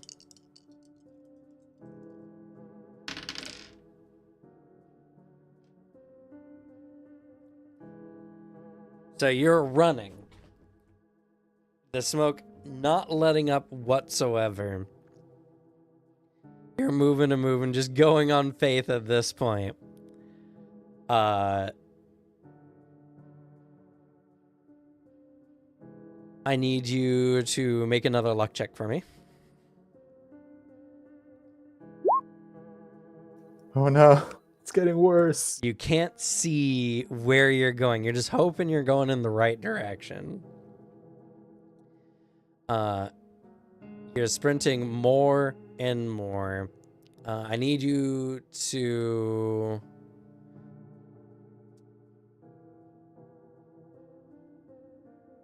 I need you to make another fortitude check. Or, sorry, fortitude. Physical resistance for you in Tithoria.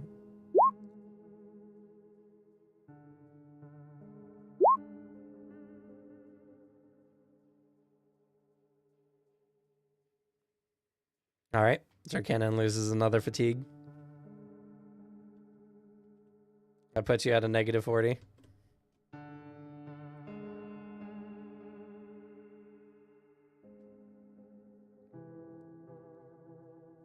Do all action modifiers not apply to resistance? Nope, because they're not actions. That's crazy.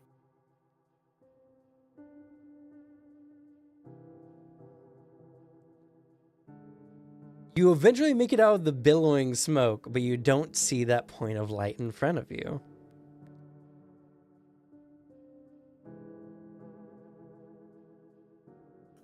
What do you do?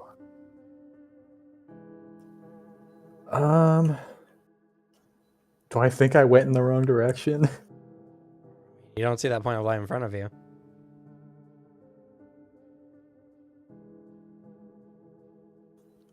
I think I don't have the confidence to go back in there, and I think honestly at this point Zerkanon's a bit scared, so he doesn't have it in him to run through there, so he's just gonna keep running the direction I came out of it. Okay. Go ahead and roll for me another luck check. I can't help but think that there's sort of a story direction that's taking place here.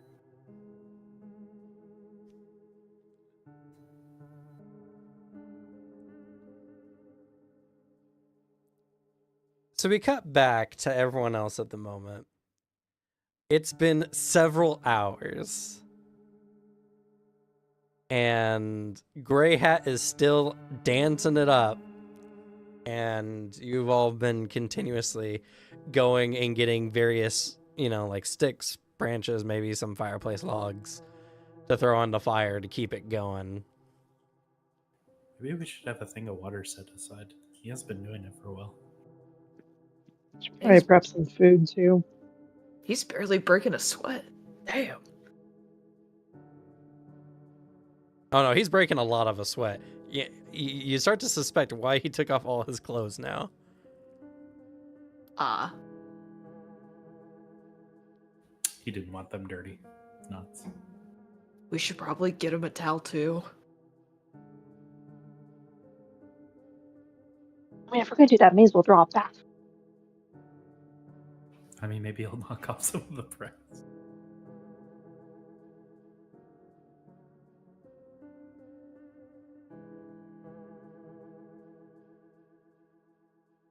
That ritual he's doing, does it seem like a powerful spell? This doesn't look like magic to you at all. It seems bizarre. And I can't sense like anything magic coming from it. Well, similar to last time, you feel that like almost like a pressure in the air. Like a subtle energy. But it doesn't look like magic, or at least not the traditional magic you know of.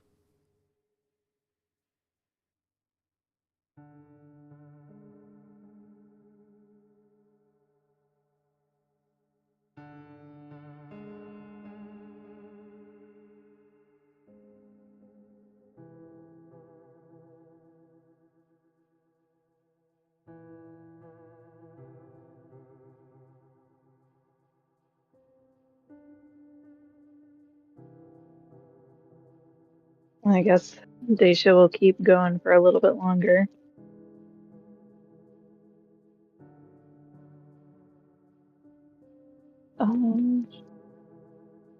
Yeah, no, because she doesn't know how this ritual works, so she can't see if she can add to it.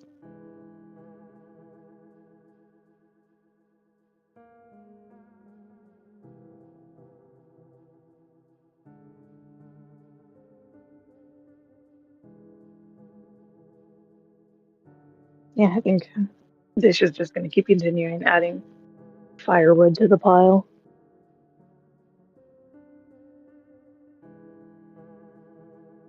Okay.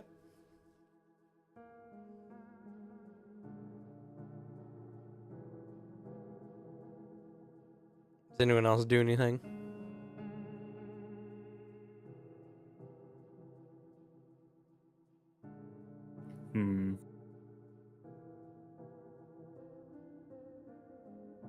Besides helping, not really.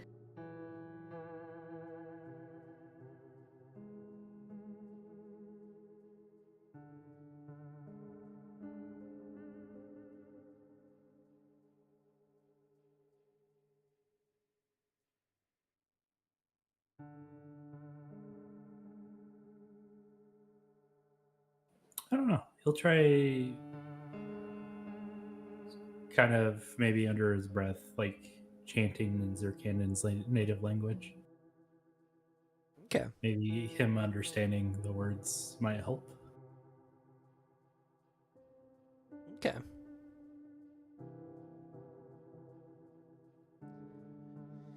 Zirkandan, you're running in the dark. No light before you. Just hoping you're going the right way.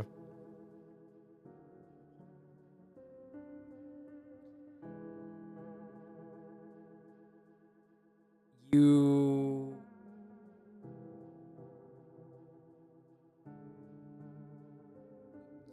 are starting to feel the stress of the situation. Things looked like they were going good and then suddenly got worse and worse. Roll for me a composure.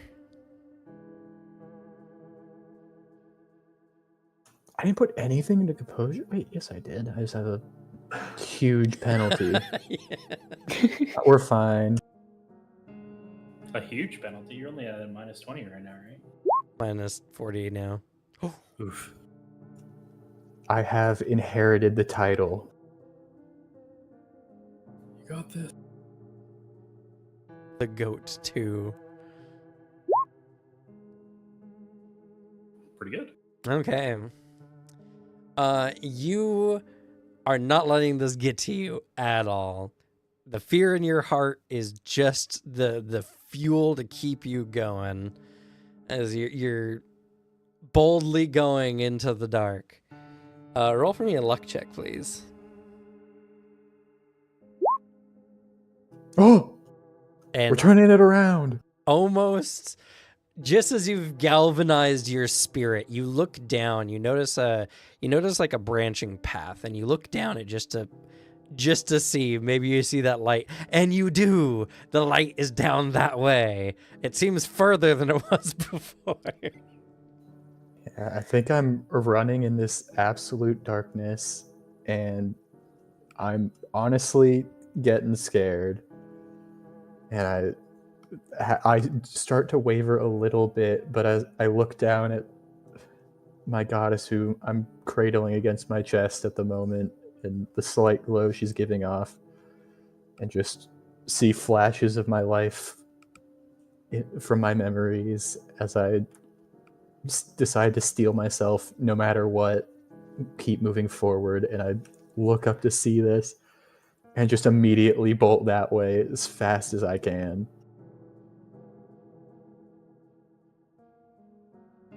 All right, you do so, but I need you to make a physical resistance check for me, please.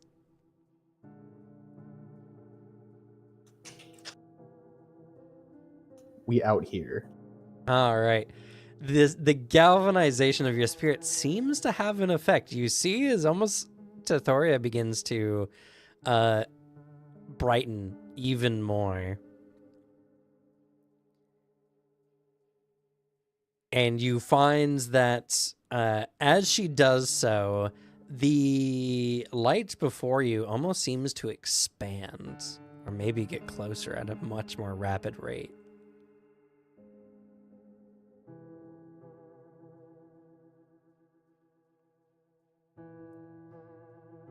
It's at this point that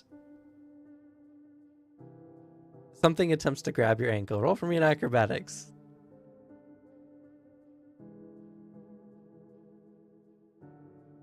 I think he put points into that. Are you sure I can't roll attack? Yeah, sure, go ahead. Yeah, I think at this point, after being grabbed repeatedly without fail, I see a hand. I hear a little slithering sound and see a shadowy hand pop out, and just on instinct, with pure momentum of the situation, I lock in and go to just swipe at this hand to keep it back. Question: how does traumas work again? What are those about? So a trauma, if you've triggered a trauma, which is, it either made you If feel I fail a check, or it makes you fail worse, then you gain an automatic success somewhere else. Okay. Kind of like a hero point, but better. But you have to earn it. Also, I didn't see your roll. I haven't. Weird, I heard the button. Clicked it. I clicked it and it didn't do it. I see. Okay. So I failed, right? You failed. Can this trigger my trauma? What's your trauma? Harm comes to someone I should have been able to protect, because I'm definitely viewing this as me failing, very much struggling to protect my little goddess here. Oh, I mean, to be fair, all right, so that probably could have triggered when when Angelica died suddenly on you. Oh. Yeah. It's been building up. So that being the case, you could spend that trauma to automatically succeed this check. Yeah, I'm gonna do it. Okay. I see it coming, and I absolutely lock in. You absolutely lock in, swinging your sword around and cutting it off at the wrist. And to your great dismay, it's a lot more corporeal than you thought it was. The hand gushes an inky black blood as they're not just shadow hands. There's something physical behind these. I think my eyes widen a little, but then I very quickly just shove that deep down. Can't think about that now. Turn back around and sprint. Okay. You do so. The light is getting brighter and brighter. I need a luck check for me, please. Yes. All right. You hear a rumbling. The cave is shifting or moving or something, and you see rocks begin to fall out overhead. But they're not fast enough, and without even breaking your rhythm, you hear the tunnel collapse behind you as you made it out just in time. Yeah, I put my sword angled over my head a little, so trying to just block any smaller rubble that's coming down, any tiny little pebbles.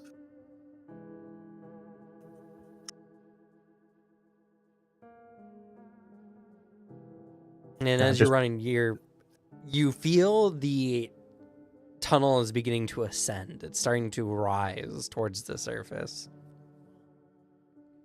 I need an athleticism, please. All right. I'm gonna fail it.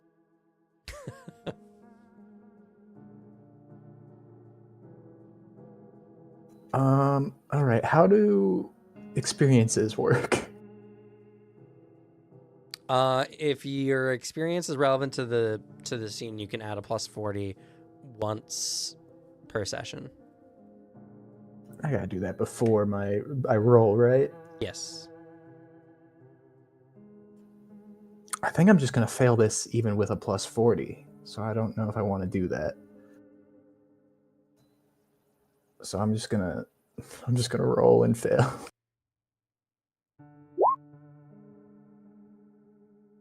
You would have failed with the plus 40. Yeah, I assumed as much with my minus 70. All right, you lose another point of fatigue. That's fine. We don't need those. And then I need you to roll for me a physical resistance for you and Thoria. Uh-oh.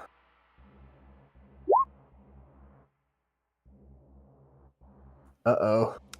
You both lose a point of fatigue, and if this brings either of you down to 0 or less, you lose 10 LP. We're both brought to 0. You both lose 10 LP.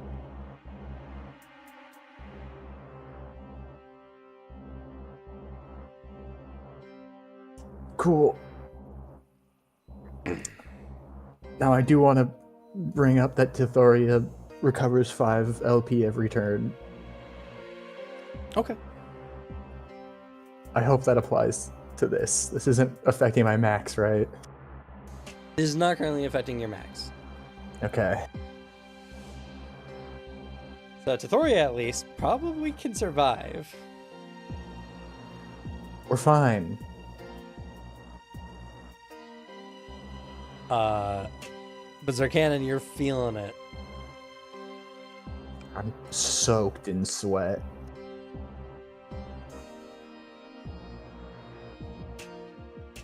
And you now have no energy, so you're purely running on fumes. The tunnel is ascending. I need you to make a luck check for me, please. Sweat's in my eyes.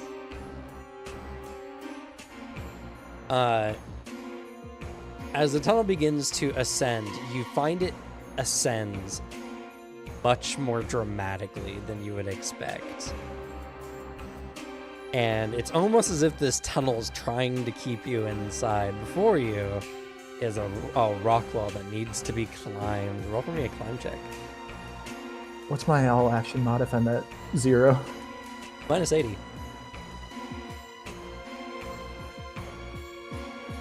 Now, I am worried looking at my minus 125.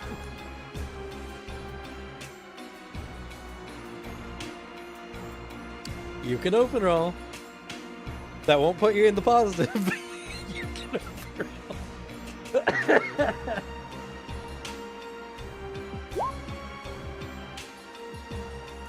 I got close. All right. Climbing this rock wall to the light, you feel like you're getting close, but it seems so far away. And in the time it takes, I need you to make 2 physical resistance checks for both you and Tithoria. I'm just stabbing my sword into the wall over and over as I'm barely lifting myself up one step at a time.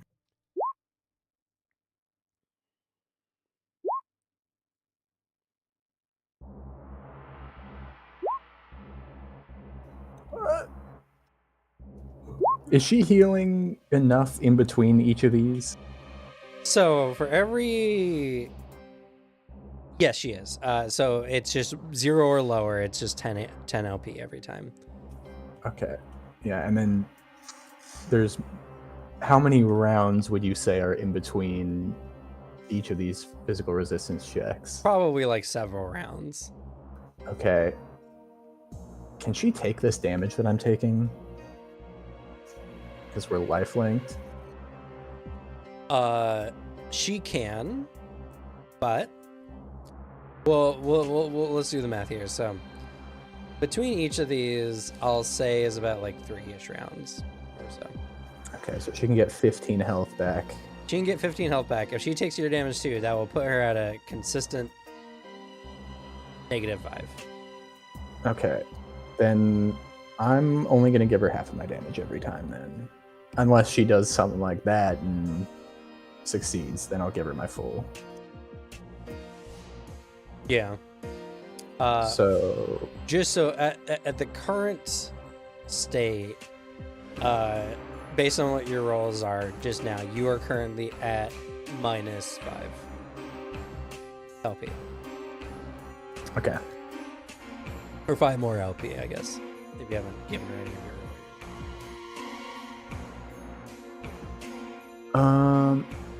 Okay, then I am... Alright, I'm doing fine. I can last a long time, guys.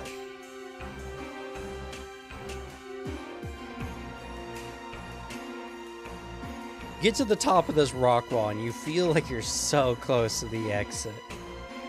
But you gotta keep going. You gotta keep pushing. Roll for me. Roll for me a luck check.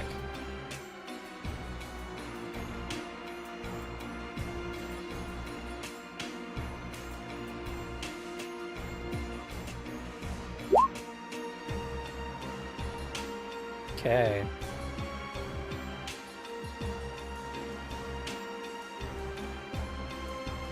You...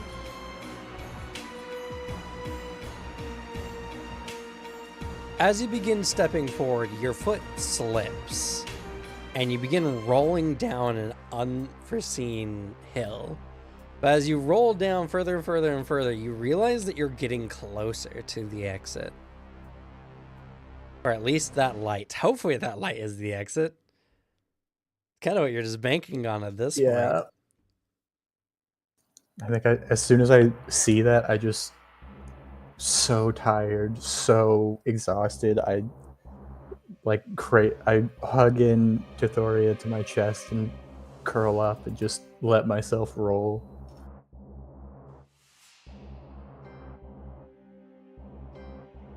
Do so, and you slide down, and you start to see light. Not the lights at the end of the tunnel, but actual light, almost like starlight, entering in through a tunnel.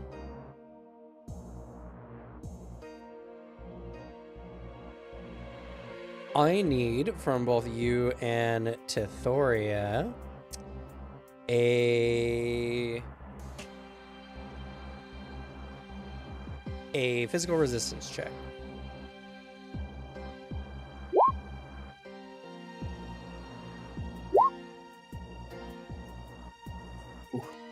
All right, because Tithoria failed, I need her to make a DC 100 magic resistance check.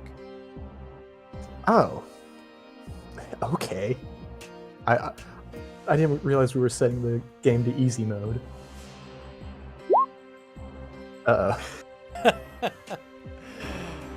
Tithoria's soul begins to disintegrate and she loses 25 sacrificed life.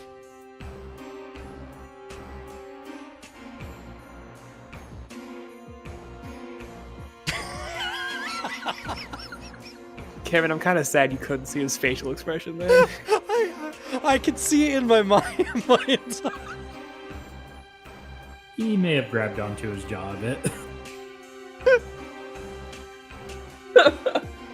I will admit, I did laugh even harder when I saw his face. We're fine. Sometimes you roll a 5 on a D100, and you have to accept that. That's rough, buddy. The smoke seems now to have infected you guys to such a point that it is beginning to eat away at your souls. Even though Tithoria seems to be able to keep her physical form up to snuff, it is exacting a toll. And this sacrifice life cannot be regenerated normally.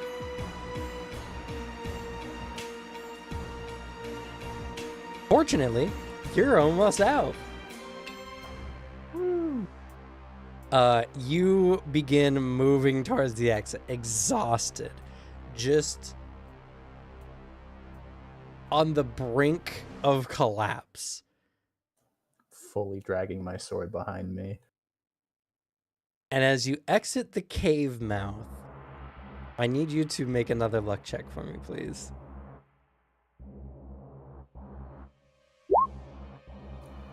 If I see a single damn hand reaching out, they're done.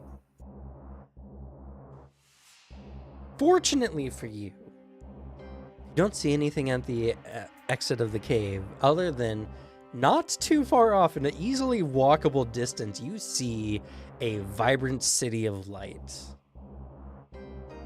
Though, you do notice, several miles off to your right, a large entity made of a transparent greenish glass, vaguely in the shape of a dragon.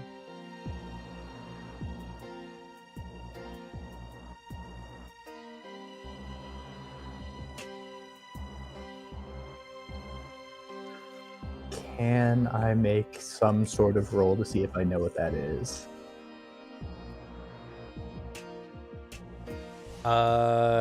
You will not succeed.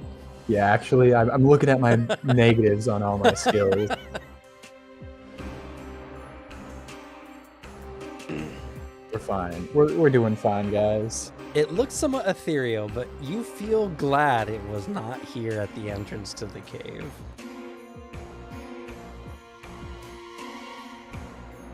Yeah.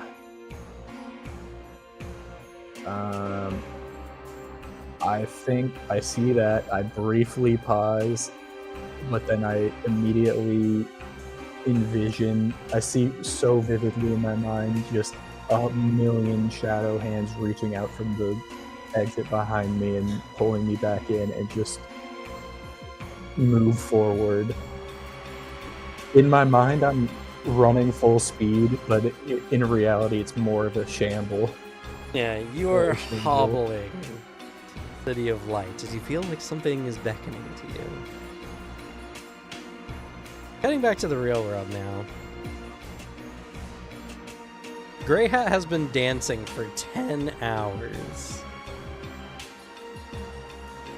It is now deep into the night, like 1, 2 a.m.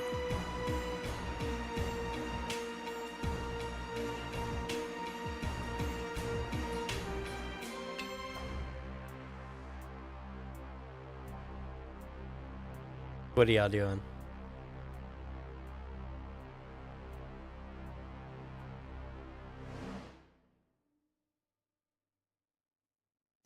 I'm just sitting there because the walking people move faster than me, so they can get the guy the stuff he needs. Thaddeus is helping collect more firewood. Doing anything he can to help.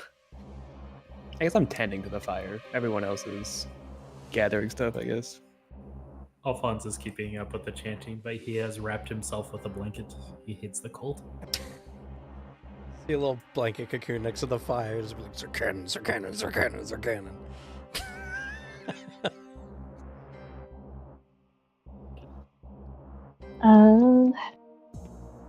Daisha would see if she can try to extend her senses to see if she can sense the other side of the lake from where they are. Okay.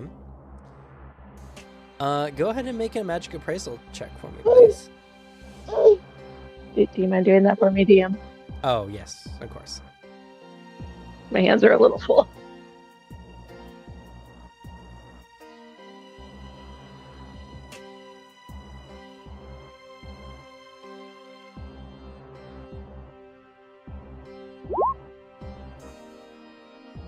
Okay, 79. You can't really sense it.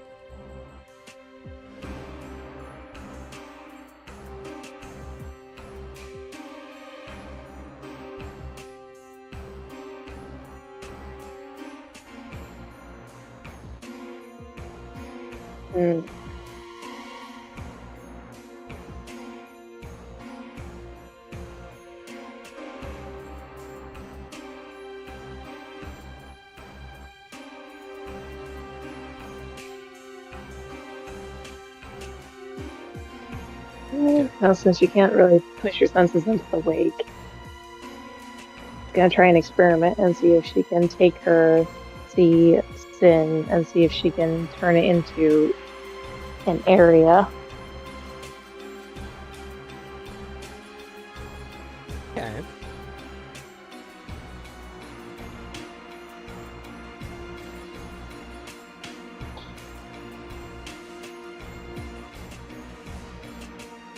How are you doing this?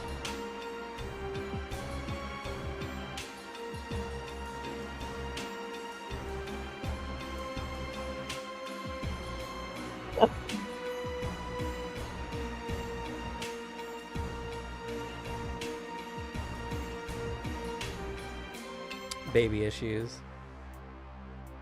Maybe spilled something and she's brought.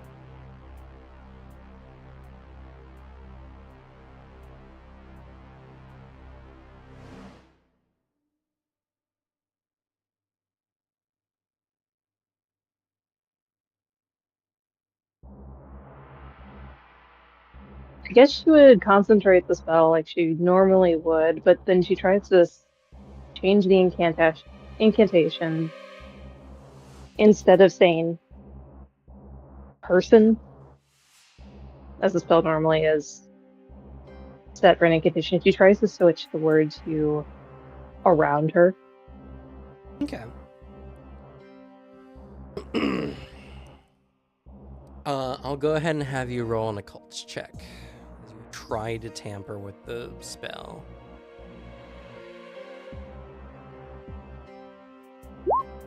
These Not bad. 114. You feel like it is having an effect, but you can't manifest it in the way you're trying to.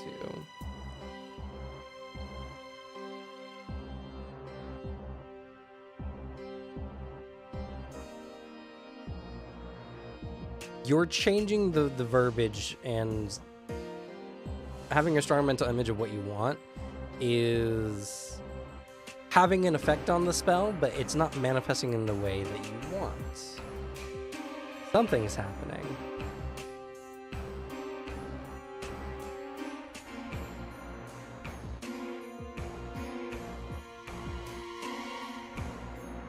she tries to push more Xeon into it, see if it needs more magical energy to manifest. Okay. How much Xeon do you want to put into it? Let's put in 20 more. Okay. You put in a little bit more. And you are seeing something. You feel like the extra Xeon is helping, but you're not quite getting it there yet. Alright then she'll add 40 more. 40 more on top of the 20 Xeon. Yes. Okay. So you're putting a lot more energy in, but this is causing you to have a little bit of problems. I'm going to need you to make a power check as your gift is starting to destabilize the spell. Okay. Considering everything, this will be a DC 12.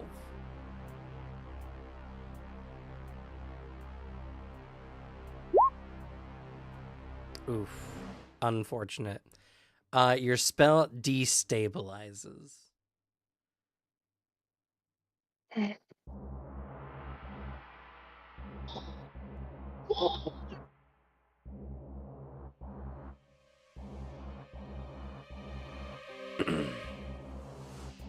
And the spell collapses at its core.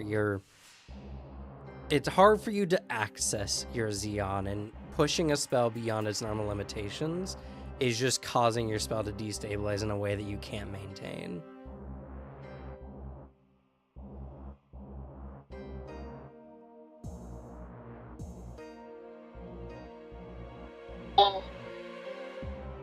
But did it feel like a much stronger spell? It did feel like Or the something was frost. happening. You could even attempt to try it again. She'll do so. Doing everything you did before, you try conjuring the spell at this level of strength. You're gonna need to make another power check. C12. Success.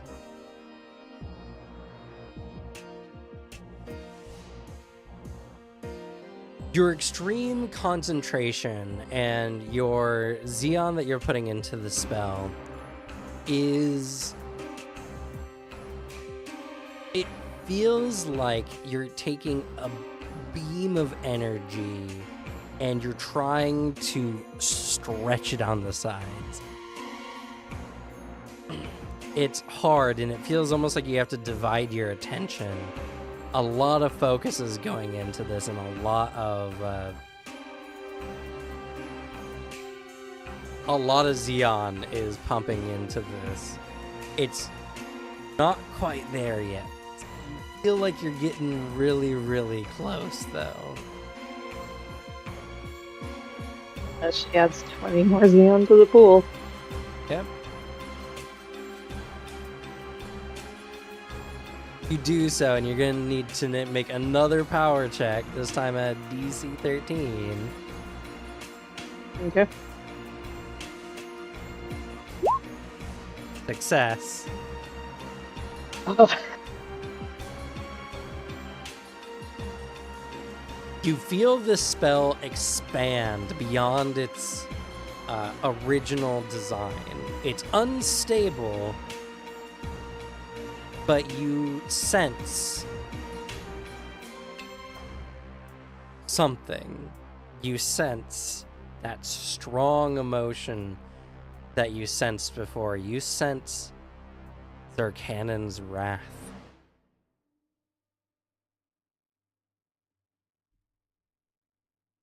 Try to focus on the spell.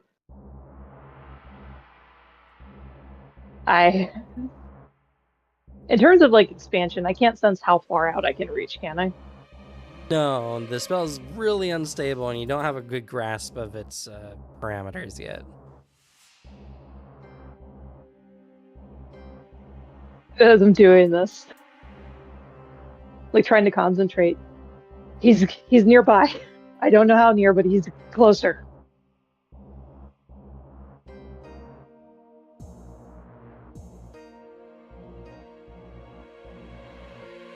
I try and hold that and see if she can maintain this as long as she can. Okay. Zircan, in the wake, you're traversing the City of Light as you can see ethereal golden swans flying overhead. And as you're traversing these luminescent streets, feel something tugging on you.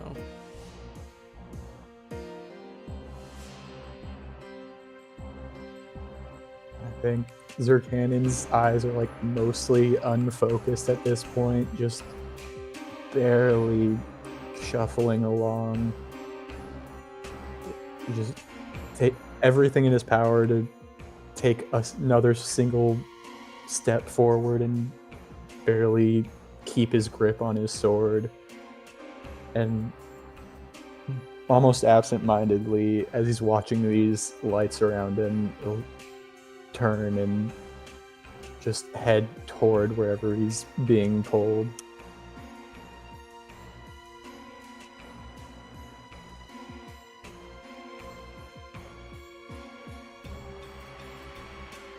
As you're being pulled, you're feeling that wrath inside of you that you felt before, kind of bubbling up beneath the surface. You don't feel it necessarily, but that memory resonates and becomes strong inside you. I think in this moment where he's like definitely at the weakest he's ever been, he just fully starts crying, tears streaming down his face as he's can see. It's even harder for him to see where he's going, and he just is overwhelmed with shame and guilt, and he just at some point looks away from the lights almost subconsciously and just stares down at Tithoria instead, as he's using her to push himself forward just a little more, just reminding himself why he can't stop right here yet. And he's just shuffling as he occasionally bumps into walls or lampposts or whatever are around.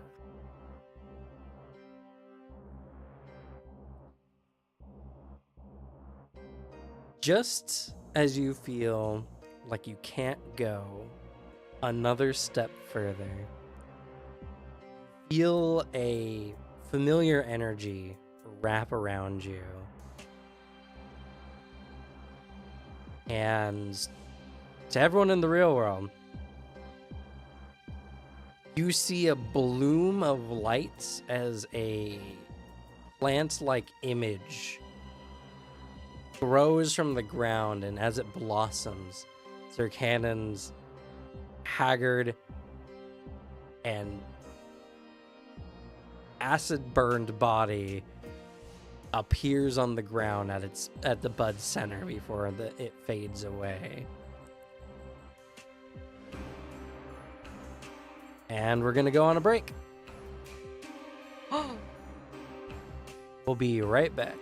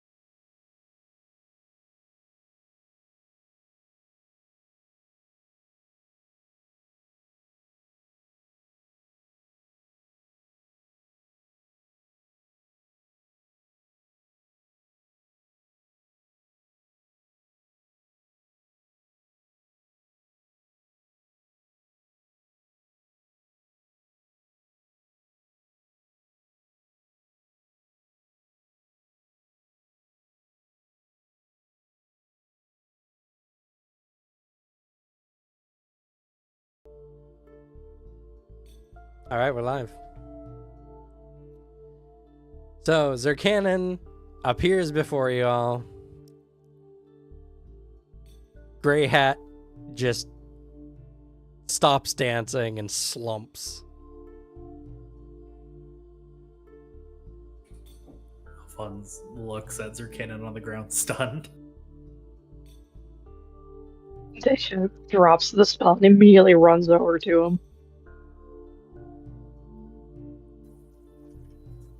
It takes Sir Cannon like a moment to even realize what's happening, and as he sees all of you, he'll just very weakly extend a hand with a little fairy on it, and then his shaky hand is so wobbly and erratic, and then he'll just fully drop his sword and fall over.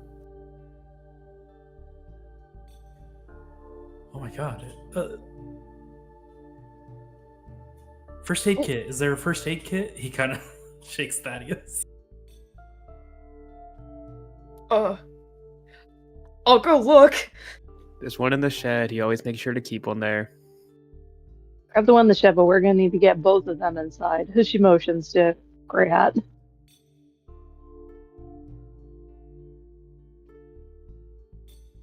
No worries. I'll go grab the kid. There's a nice bath prepared for you inside, Grey Hat. It's fine.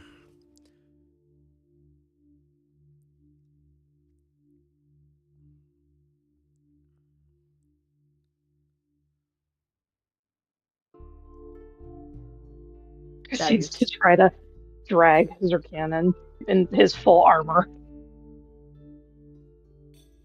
Thaddeus comes back and goes, "Here, let me help you." He just picks him up. Then I take the fairy from Zerkanon's hand.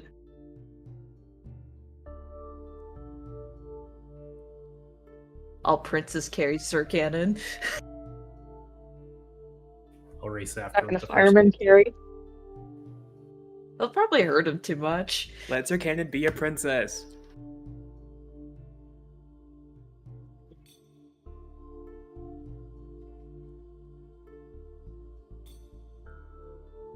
Where are you bringing him? Sorry. Living room seems like a better option. It's close. On the sofa or one of the beanbag chairs. Probably a sofa. Yeah, sofa's gonna be better.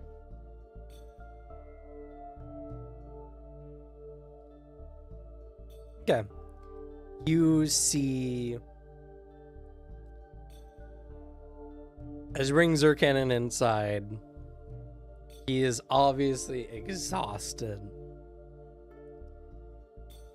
Grey Hat puts on some more regular-ish looking clothing before coming inside. And as you're all putting Zerkanon down and like assisting him and everything like that, Grey Hat's opened up their suitcase again and is fiddling with it, putting something together.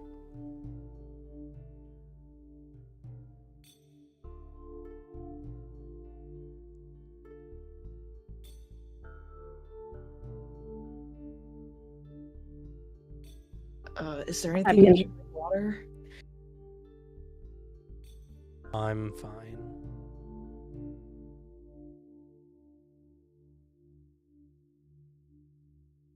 I'm gonna see if I can start taking off pieces of Zerkanon's armor. See if double check for any injuries.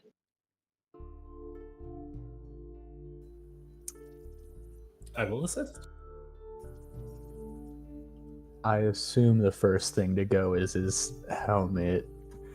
And as soon as that's pulled off, you see him caked in sweat and blood as a lot of his skin is like corroded away. And he's fully unconscious with his eyes like half open still, just so red, and tears just streaming down his face even now. Just breathing sort of like not hard enough. Very weakly as he's just laying there.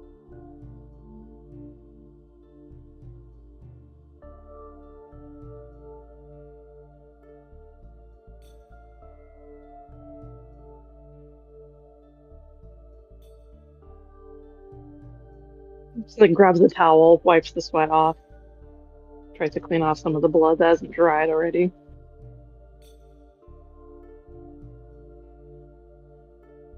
Just muttering, "It's okay. You're home." Along with that, Alphonse will begin administering first aid. And he's assuming from how they had like the little creature as well, he'll probably need to work on them as well eventually.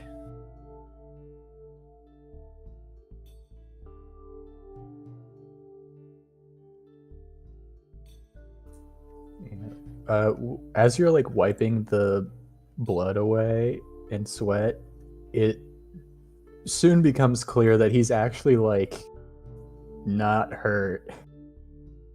Like some of his skin's like a little red here and there, like it's been scraped a little, or it's just sort of raw. But he seems basically fine, physically at least. And so is his little fairy. She's completely fine physically. If you want her to be manifested, sure. Well, I guess she's not completely fine because she sacrificed almost half her health. Yeah. Oof.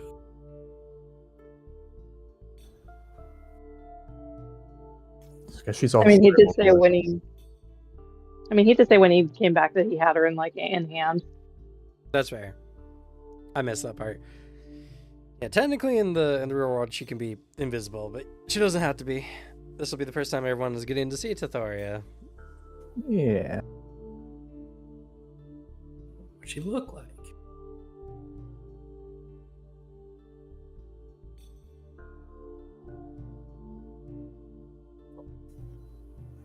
Yeah. Am I describing her again?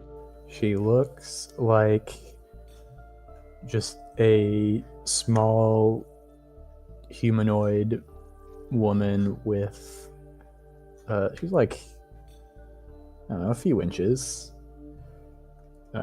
She's very good figure, nice flowing dark hair, with starry eyes and very beautiful features, and she's wearing like a emerald green dress that looks like it doesn't look like it's made of leaves, but like it's made in the design of leaves, but like a very high-end fancy dress style.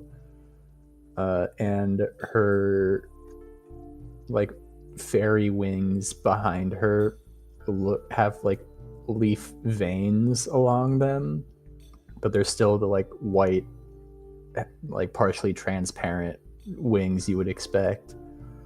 And there's just at this point a pretty dim green glow coming off of her, and her like hands and feet are sort of like tapering out of existence, like into transparency, where it just gets less and less solid looking until you like can't even see her fingers or toes.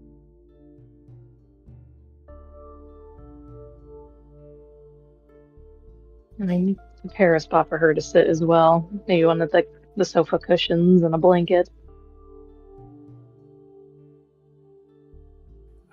I don't know, Kim. With first aid, are you only able to heal like 5 health for sacrificed health, or is it Just none.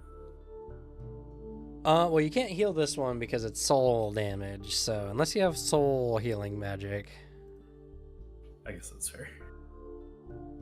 You don't I have have soul music. healing? Music is good for the soul. I can't believe you call yourself an all-rounder and don't even have soul healing. For shame, Devin. I missed that class.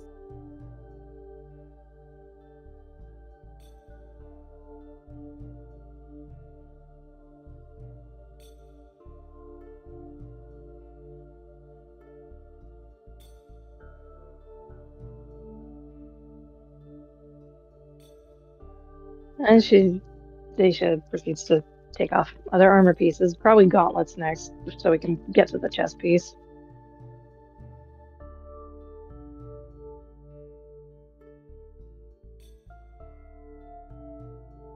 Thaddeus, as you're sitting there watching everything, Grey Hat comes up to you. This very especially tired looking, somewhat sweaty businessman, dark hair, and now he's wearing just a tan shirt and khaki pants. And he gives you a pretty decent sized bottle, and he says, "When you have the money, just pop the cork and say the name on the vial." And then he just turns and starts walking out the door. Okay. Thank you! Thank you for helping us! That was what, 10, 11 hours? 10 hours. You guys owe him 100 gold coin. Ugh. You have a magical bottle, you can magically send him all of your appreciation. Thumbs up.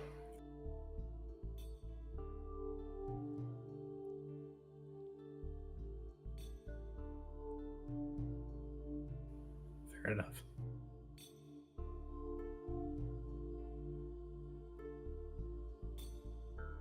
Thaddeus will carefully put the bottle on top of the kitchen counter and then go get Sir Cannon a glass of water because he doesn't know what to do or how to help.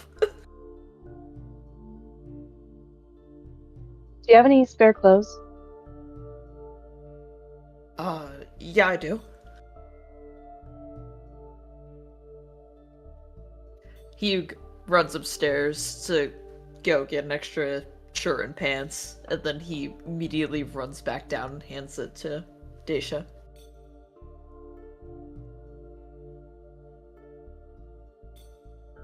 Do you mind being the one to change him once we get him out of all this armor? Yeah, I can. Okay, thank you. I can help. Alright, and I slowly work off all the armor pieces, and I get to the chest plate and pull that off.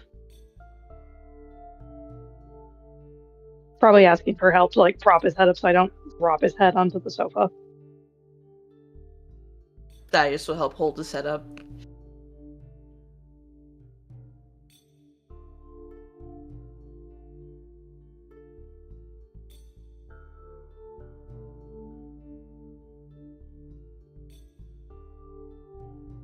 And just proceeds to get the rest of the armor off, putting it off to the side.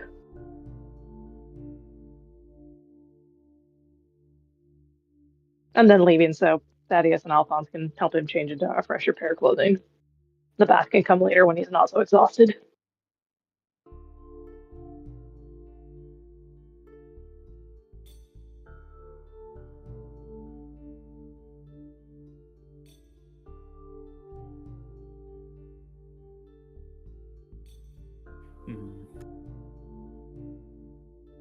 There was no damage to his armor, was there?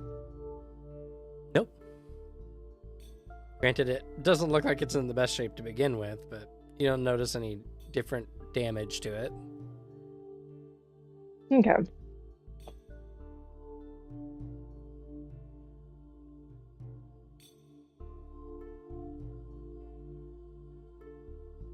Alright. The armor off to the side.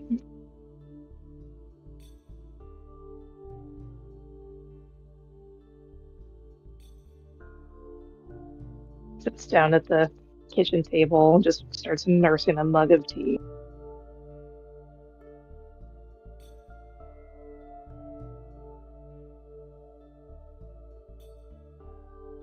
All right.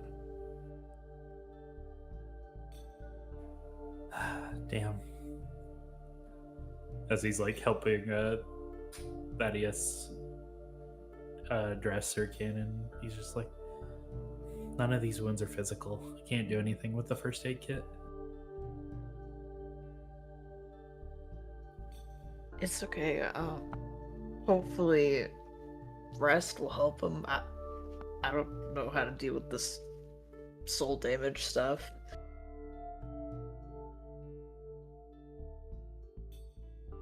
We don't know about the soul damage. Oh fuck! I did not do that. Oops. Thaddeus actually a looks- magic user over here. I mean, you were told that it's soul poison. Yeah, he did, and that it would poison the soul over time. I guess that's fair. Oh, if you didn't accidentally metagame. Yeah, I guess the wake is some pretty strong stuff. Yeah, it is. He wasn't kidding about that. Fuck. Alright, lift his pelvis. Alright. He helps.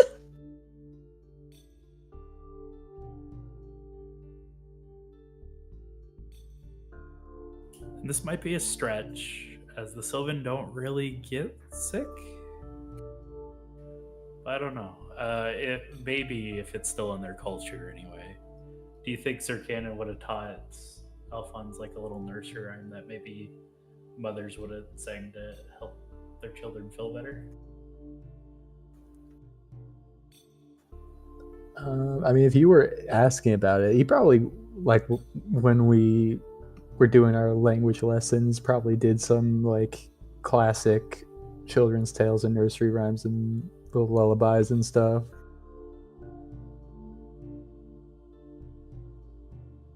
Okay. So I think that is, you would just hear Alphonse kind of like, as we're working to like set them up and situate them properly, just kind of like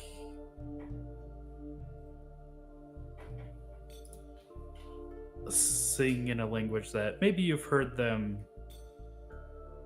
use when they're were doing the lessons, if you checked in on it at all or anything.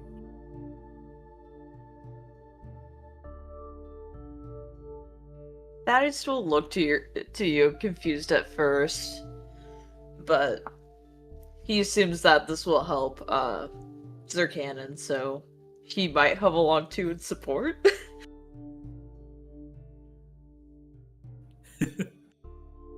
Says some of the words, but it's like every like fifth word or something like that. Yeah. I'm just mumbling along. Good is that? How good is Thaddeus's music? Oh, it's terrible. It's like off key. It's like So tone deaf. Roll your music. He's got the bassy background. Can't Oh wait my for him to God, be a there's a music virtuoso. roll? It's in creative. Yep, it's a music roll. It's okay. Mine's only passable. Wait, Alicia, quick, make a music specialty, a really niche music specialty, so that you get a -40 to every other music roll. What's that one like metal like throat singing? It was like some weird band that did it. Throat singing? Are you talking about the Who? Well, there's like the I think so. Mongolian throat singing. Yeah, I think that might be it.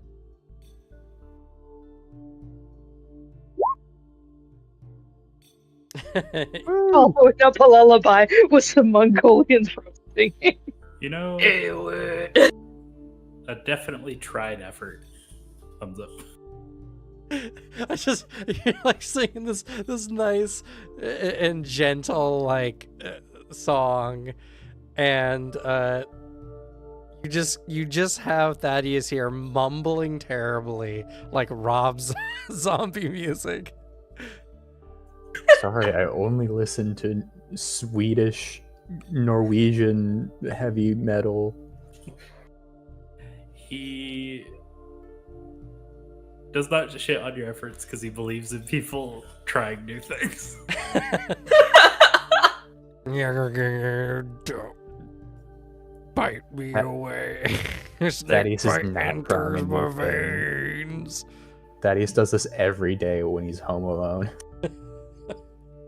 He only sings in the shower now, you know why? Because there's no more windows Every drop to on break the in. tub sounds like applause.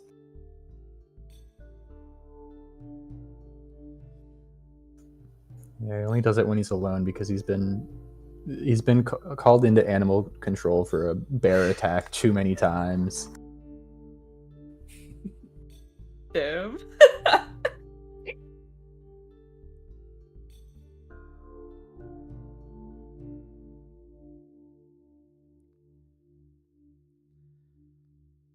But, all right, Zerkanon lives. That's right, because he's Zerkanon, not Zerkanton.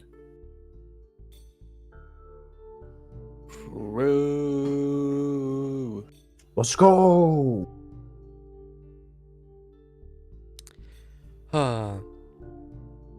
Juniper got kicked out of her house. I kicked myself out of the house. Juniper kicked herself out of her house.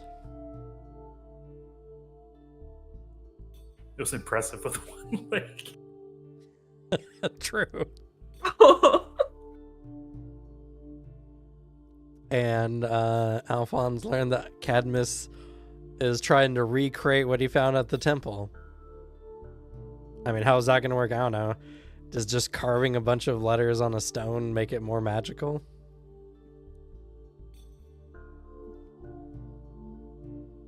I don't know. I bet it does. There's a certain finality to something set in stone, so maybe. Precisely.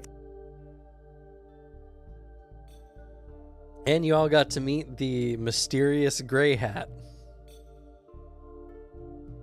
I hate how I didn't get to meet him since I put it in my notes that I have to hunt him down.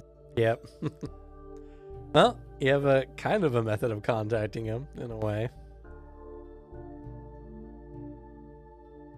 Nobody got That make sure we this man's- sacrifice a note with the payment. Nobody got this man's a water and a towel. I shake my head. Bad hosts.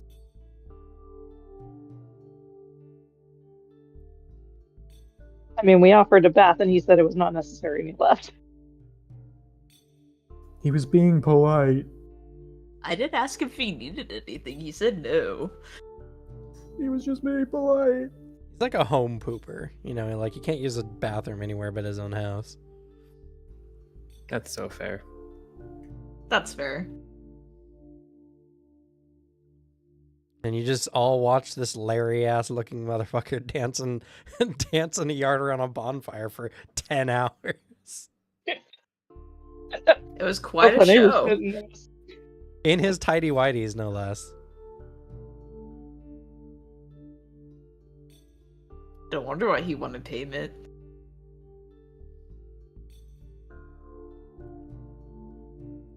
But Thaddeus, do you have something you want to tell us? Wait, what?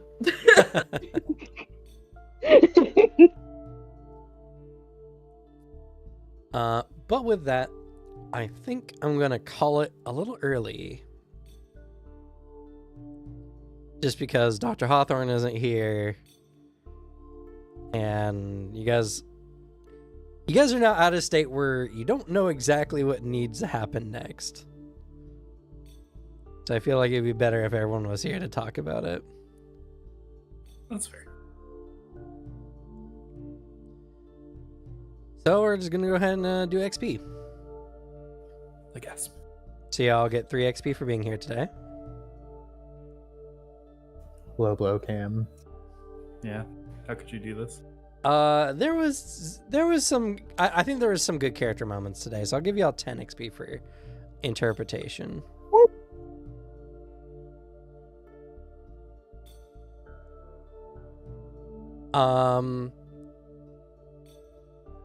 Difficult actions, yes. Zercannon surviving. Everyone gets 20 XP, or not 20. Haha, everyone gets 2 XP. Really getting my hopes up.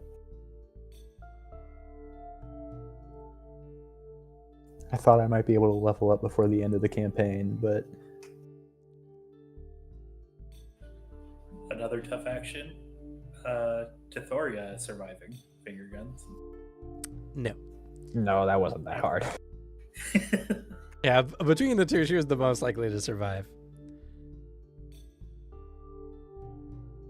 Until her soul got almost obliterated.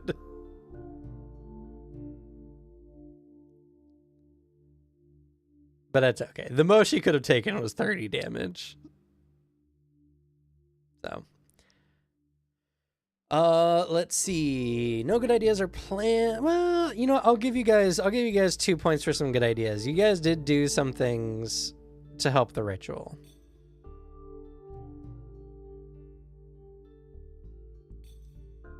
And I liked Daisha. I liked your searching out for Zercannon. True. No combat, no facing. Pity award. I already gave it to Zercannon last week for doing the same exact thing. You know what? I'll give the pity award to Juniper for family drama. Yo.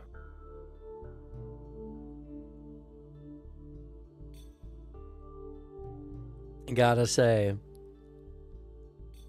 when you just went straight into your parents' kitchen to go talk to them, I was like, oh no. This can't go well. Yup. I knew I was making bad decisions that entire conversation. Yeah, but the hard part is I have to be the parents in this situation. You're a filthy liar, bad daughter. I'm giving you training, Cameron. Don't worry about it. God, I hope my daughter doesn't do what Juniper did. You don't want her disappearing for a week? 3 weeks, For almost a a month. Yeah, that's fair.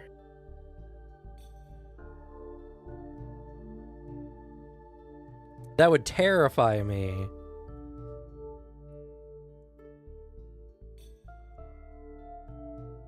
So yeah, let's do some player awards, and I mentioned one before, but Daisha, I liked you searching into expanding your magic.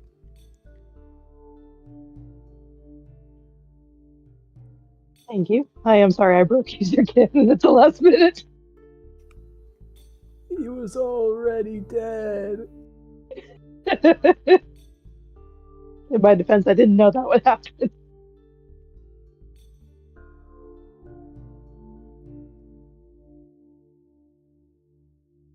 As soon as you suggested using that in the ritual, I went, well, I can see how this is going to play out.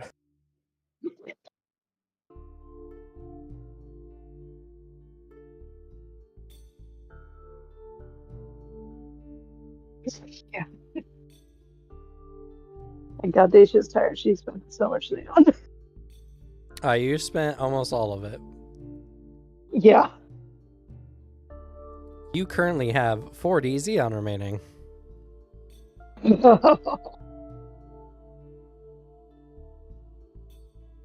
At least you recover. Days. Like 3 days. Oh, you 'Cause I didn't get 80 fill in back. the regeneration part here.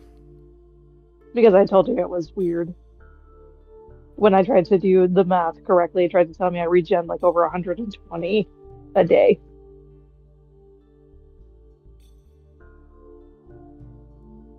But I make double what I can accumulate. So I get 80 back. 80 per day, yeah. That's about 3-ish days, 3, 4.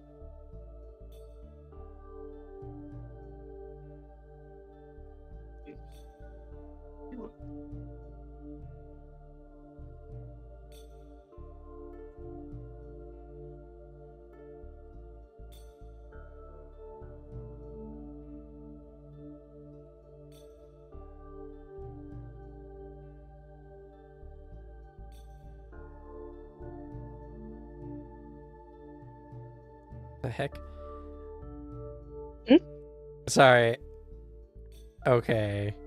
That's so weird. I figured out how your regeneration thing works. You just put your Oh. multiple in recovery X. But every time I did it, I always ended up with 0 no matter what I did. Nope, I got it. It shows 80 here. Okay.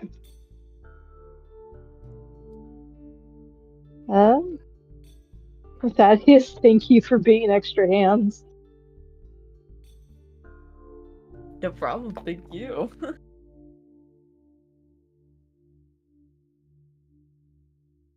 Yeah, Thaddeus, go ahead. Get a helpful award. Yay. Thank you. Guaranteed Daisha could not have carried their cannon back in this full plate. That's true. Zercannon can barely carry Zercannon around in his full plate. I've kind of said you didn't give Daisha a box to carry when we first took it over to Hawthorne, to our professor's house, because it would have just been the comic moment of like, yeah, here, hold the box. She drops to the ground. Just fully front flips over the box.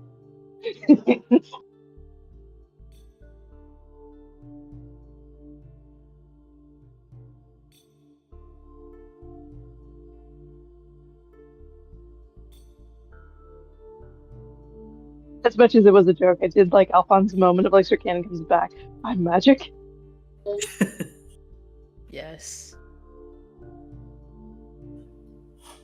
I'm just saying, until I started chanting, it hadn't worked yet. True. I also just like the imagery of you sitting next to this bonfire, curled up in a blanket, just chanting in Sir Cannon's language. It was a nod to one of his disadvantages. He really hates the cold.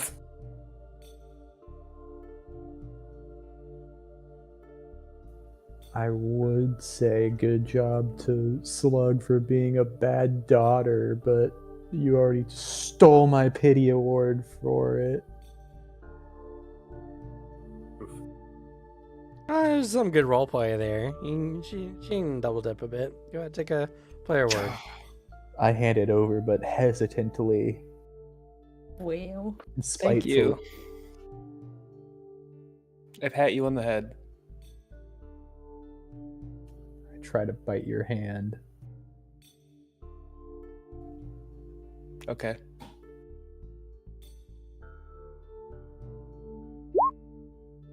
Does a 57 hit?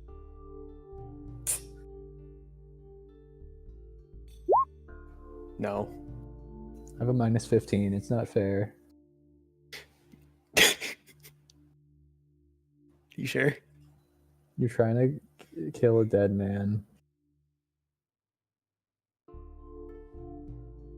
Any other player nominations in our kudos? And they haven't already been given out already. I will say I did like Thaddeus's just kind of like not really knowing what to do and trying to ask what to do. It's a very like being a combat-y character and not sure how you can help the helping that's going on. And there was definite like sense of dread's not the right word, but like helplessness.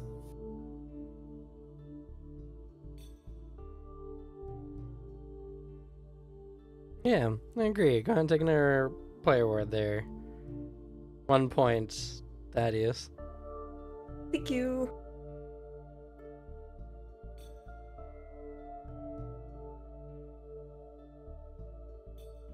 Also enjoyed the the phone scene from many people's points, actually, from the NPCs to Daisha and Junie, and they're like, Daisha's not wanting to give up and just like, just let me talk to them. Like, Junie also just kind of like being like,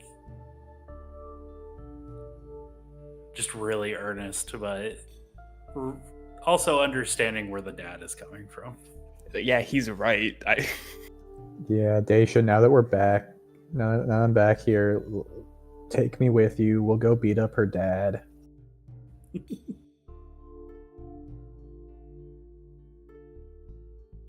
Now the man's been laid off. Let him have some peace. I mean, I was Yeah. told that, when it comes to the kid's bullshit, he becomes mad dad, so. I'm about to lay him out. I will fucking kill you. Never be mean to my roommate again. Don't harm my family, motherfucker. You and what angelic entity with a bunch of eyes? This angelic Oh. entity with a bunch of eyes. What about this Angelica entity? I'm gonna pull out my rat. You pull out your dead rat. Oh. Half melted from soul poison. I'm so. That's your new trauma when we finish this. Angelica died. Losing my rat. Get a trauma point every time Angelica dies. I'm sure you would love spending so much alone to keep reviving, eh? Hey, I just gotta make a third of your boy's property into a farmland, and I guess 2/3. I'm set. But all right, that's gonna be it for us. Thank you all so much for watching. Look forward to next time, because now things are gonna get interesting. Now that we've finally gotten done just getting over the PC or the players making mistakes. Because literally going into the mountains was because of Dr. Hawthorne just going around being like, you got any magical books? And then Zerkanin keeping an intensely dangerous magical artifact on him, on his person. To be fair, it was handed to me in a way that it suggested it was an intensely personal artifact. That's true. I mean, it is. And it could have been anything. We don't know what pulled me through there. True. Mm-hmm. Don't think you're avoiding a talk. And I'm almost 2/3 of the way through a level up. I thought I would make it, and I didn't. I got 5 more XP left. I'm 20% of the way to my next level.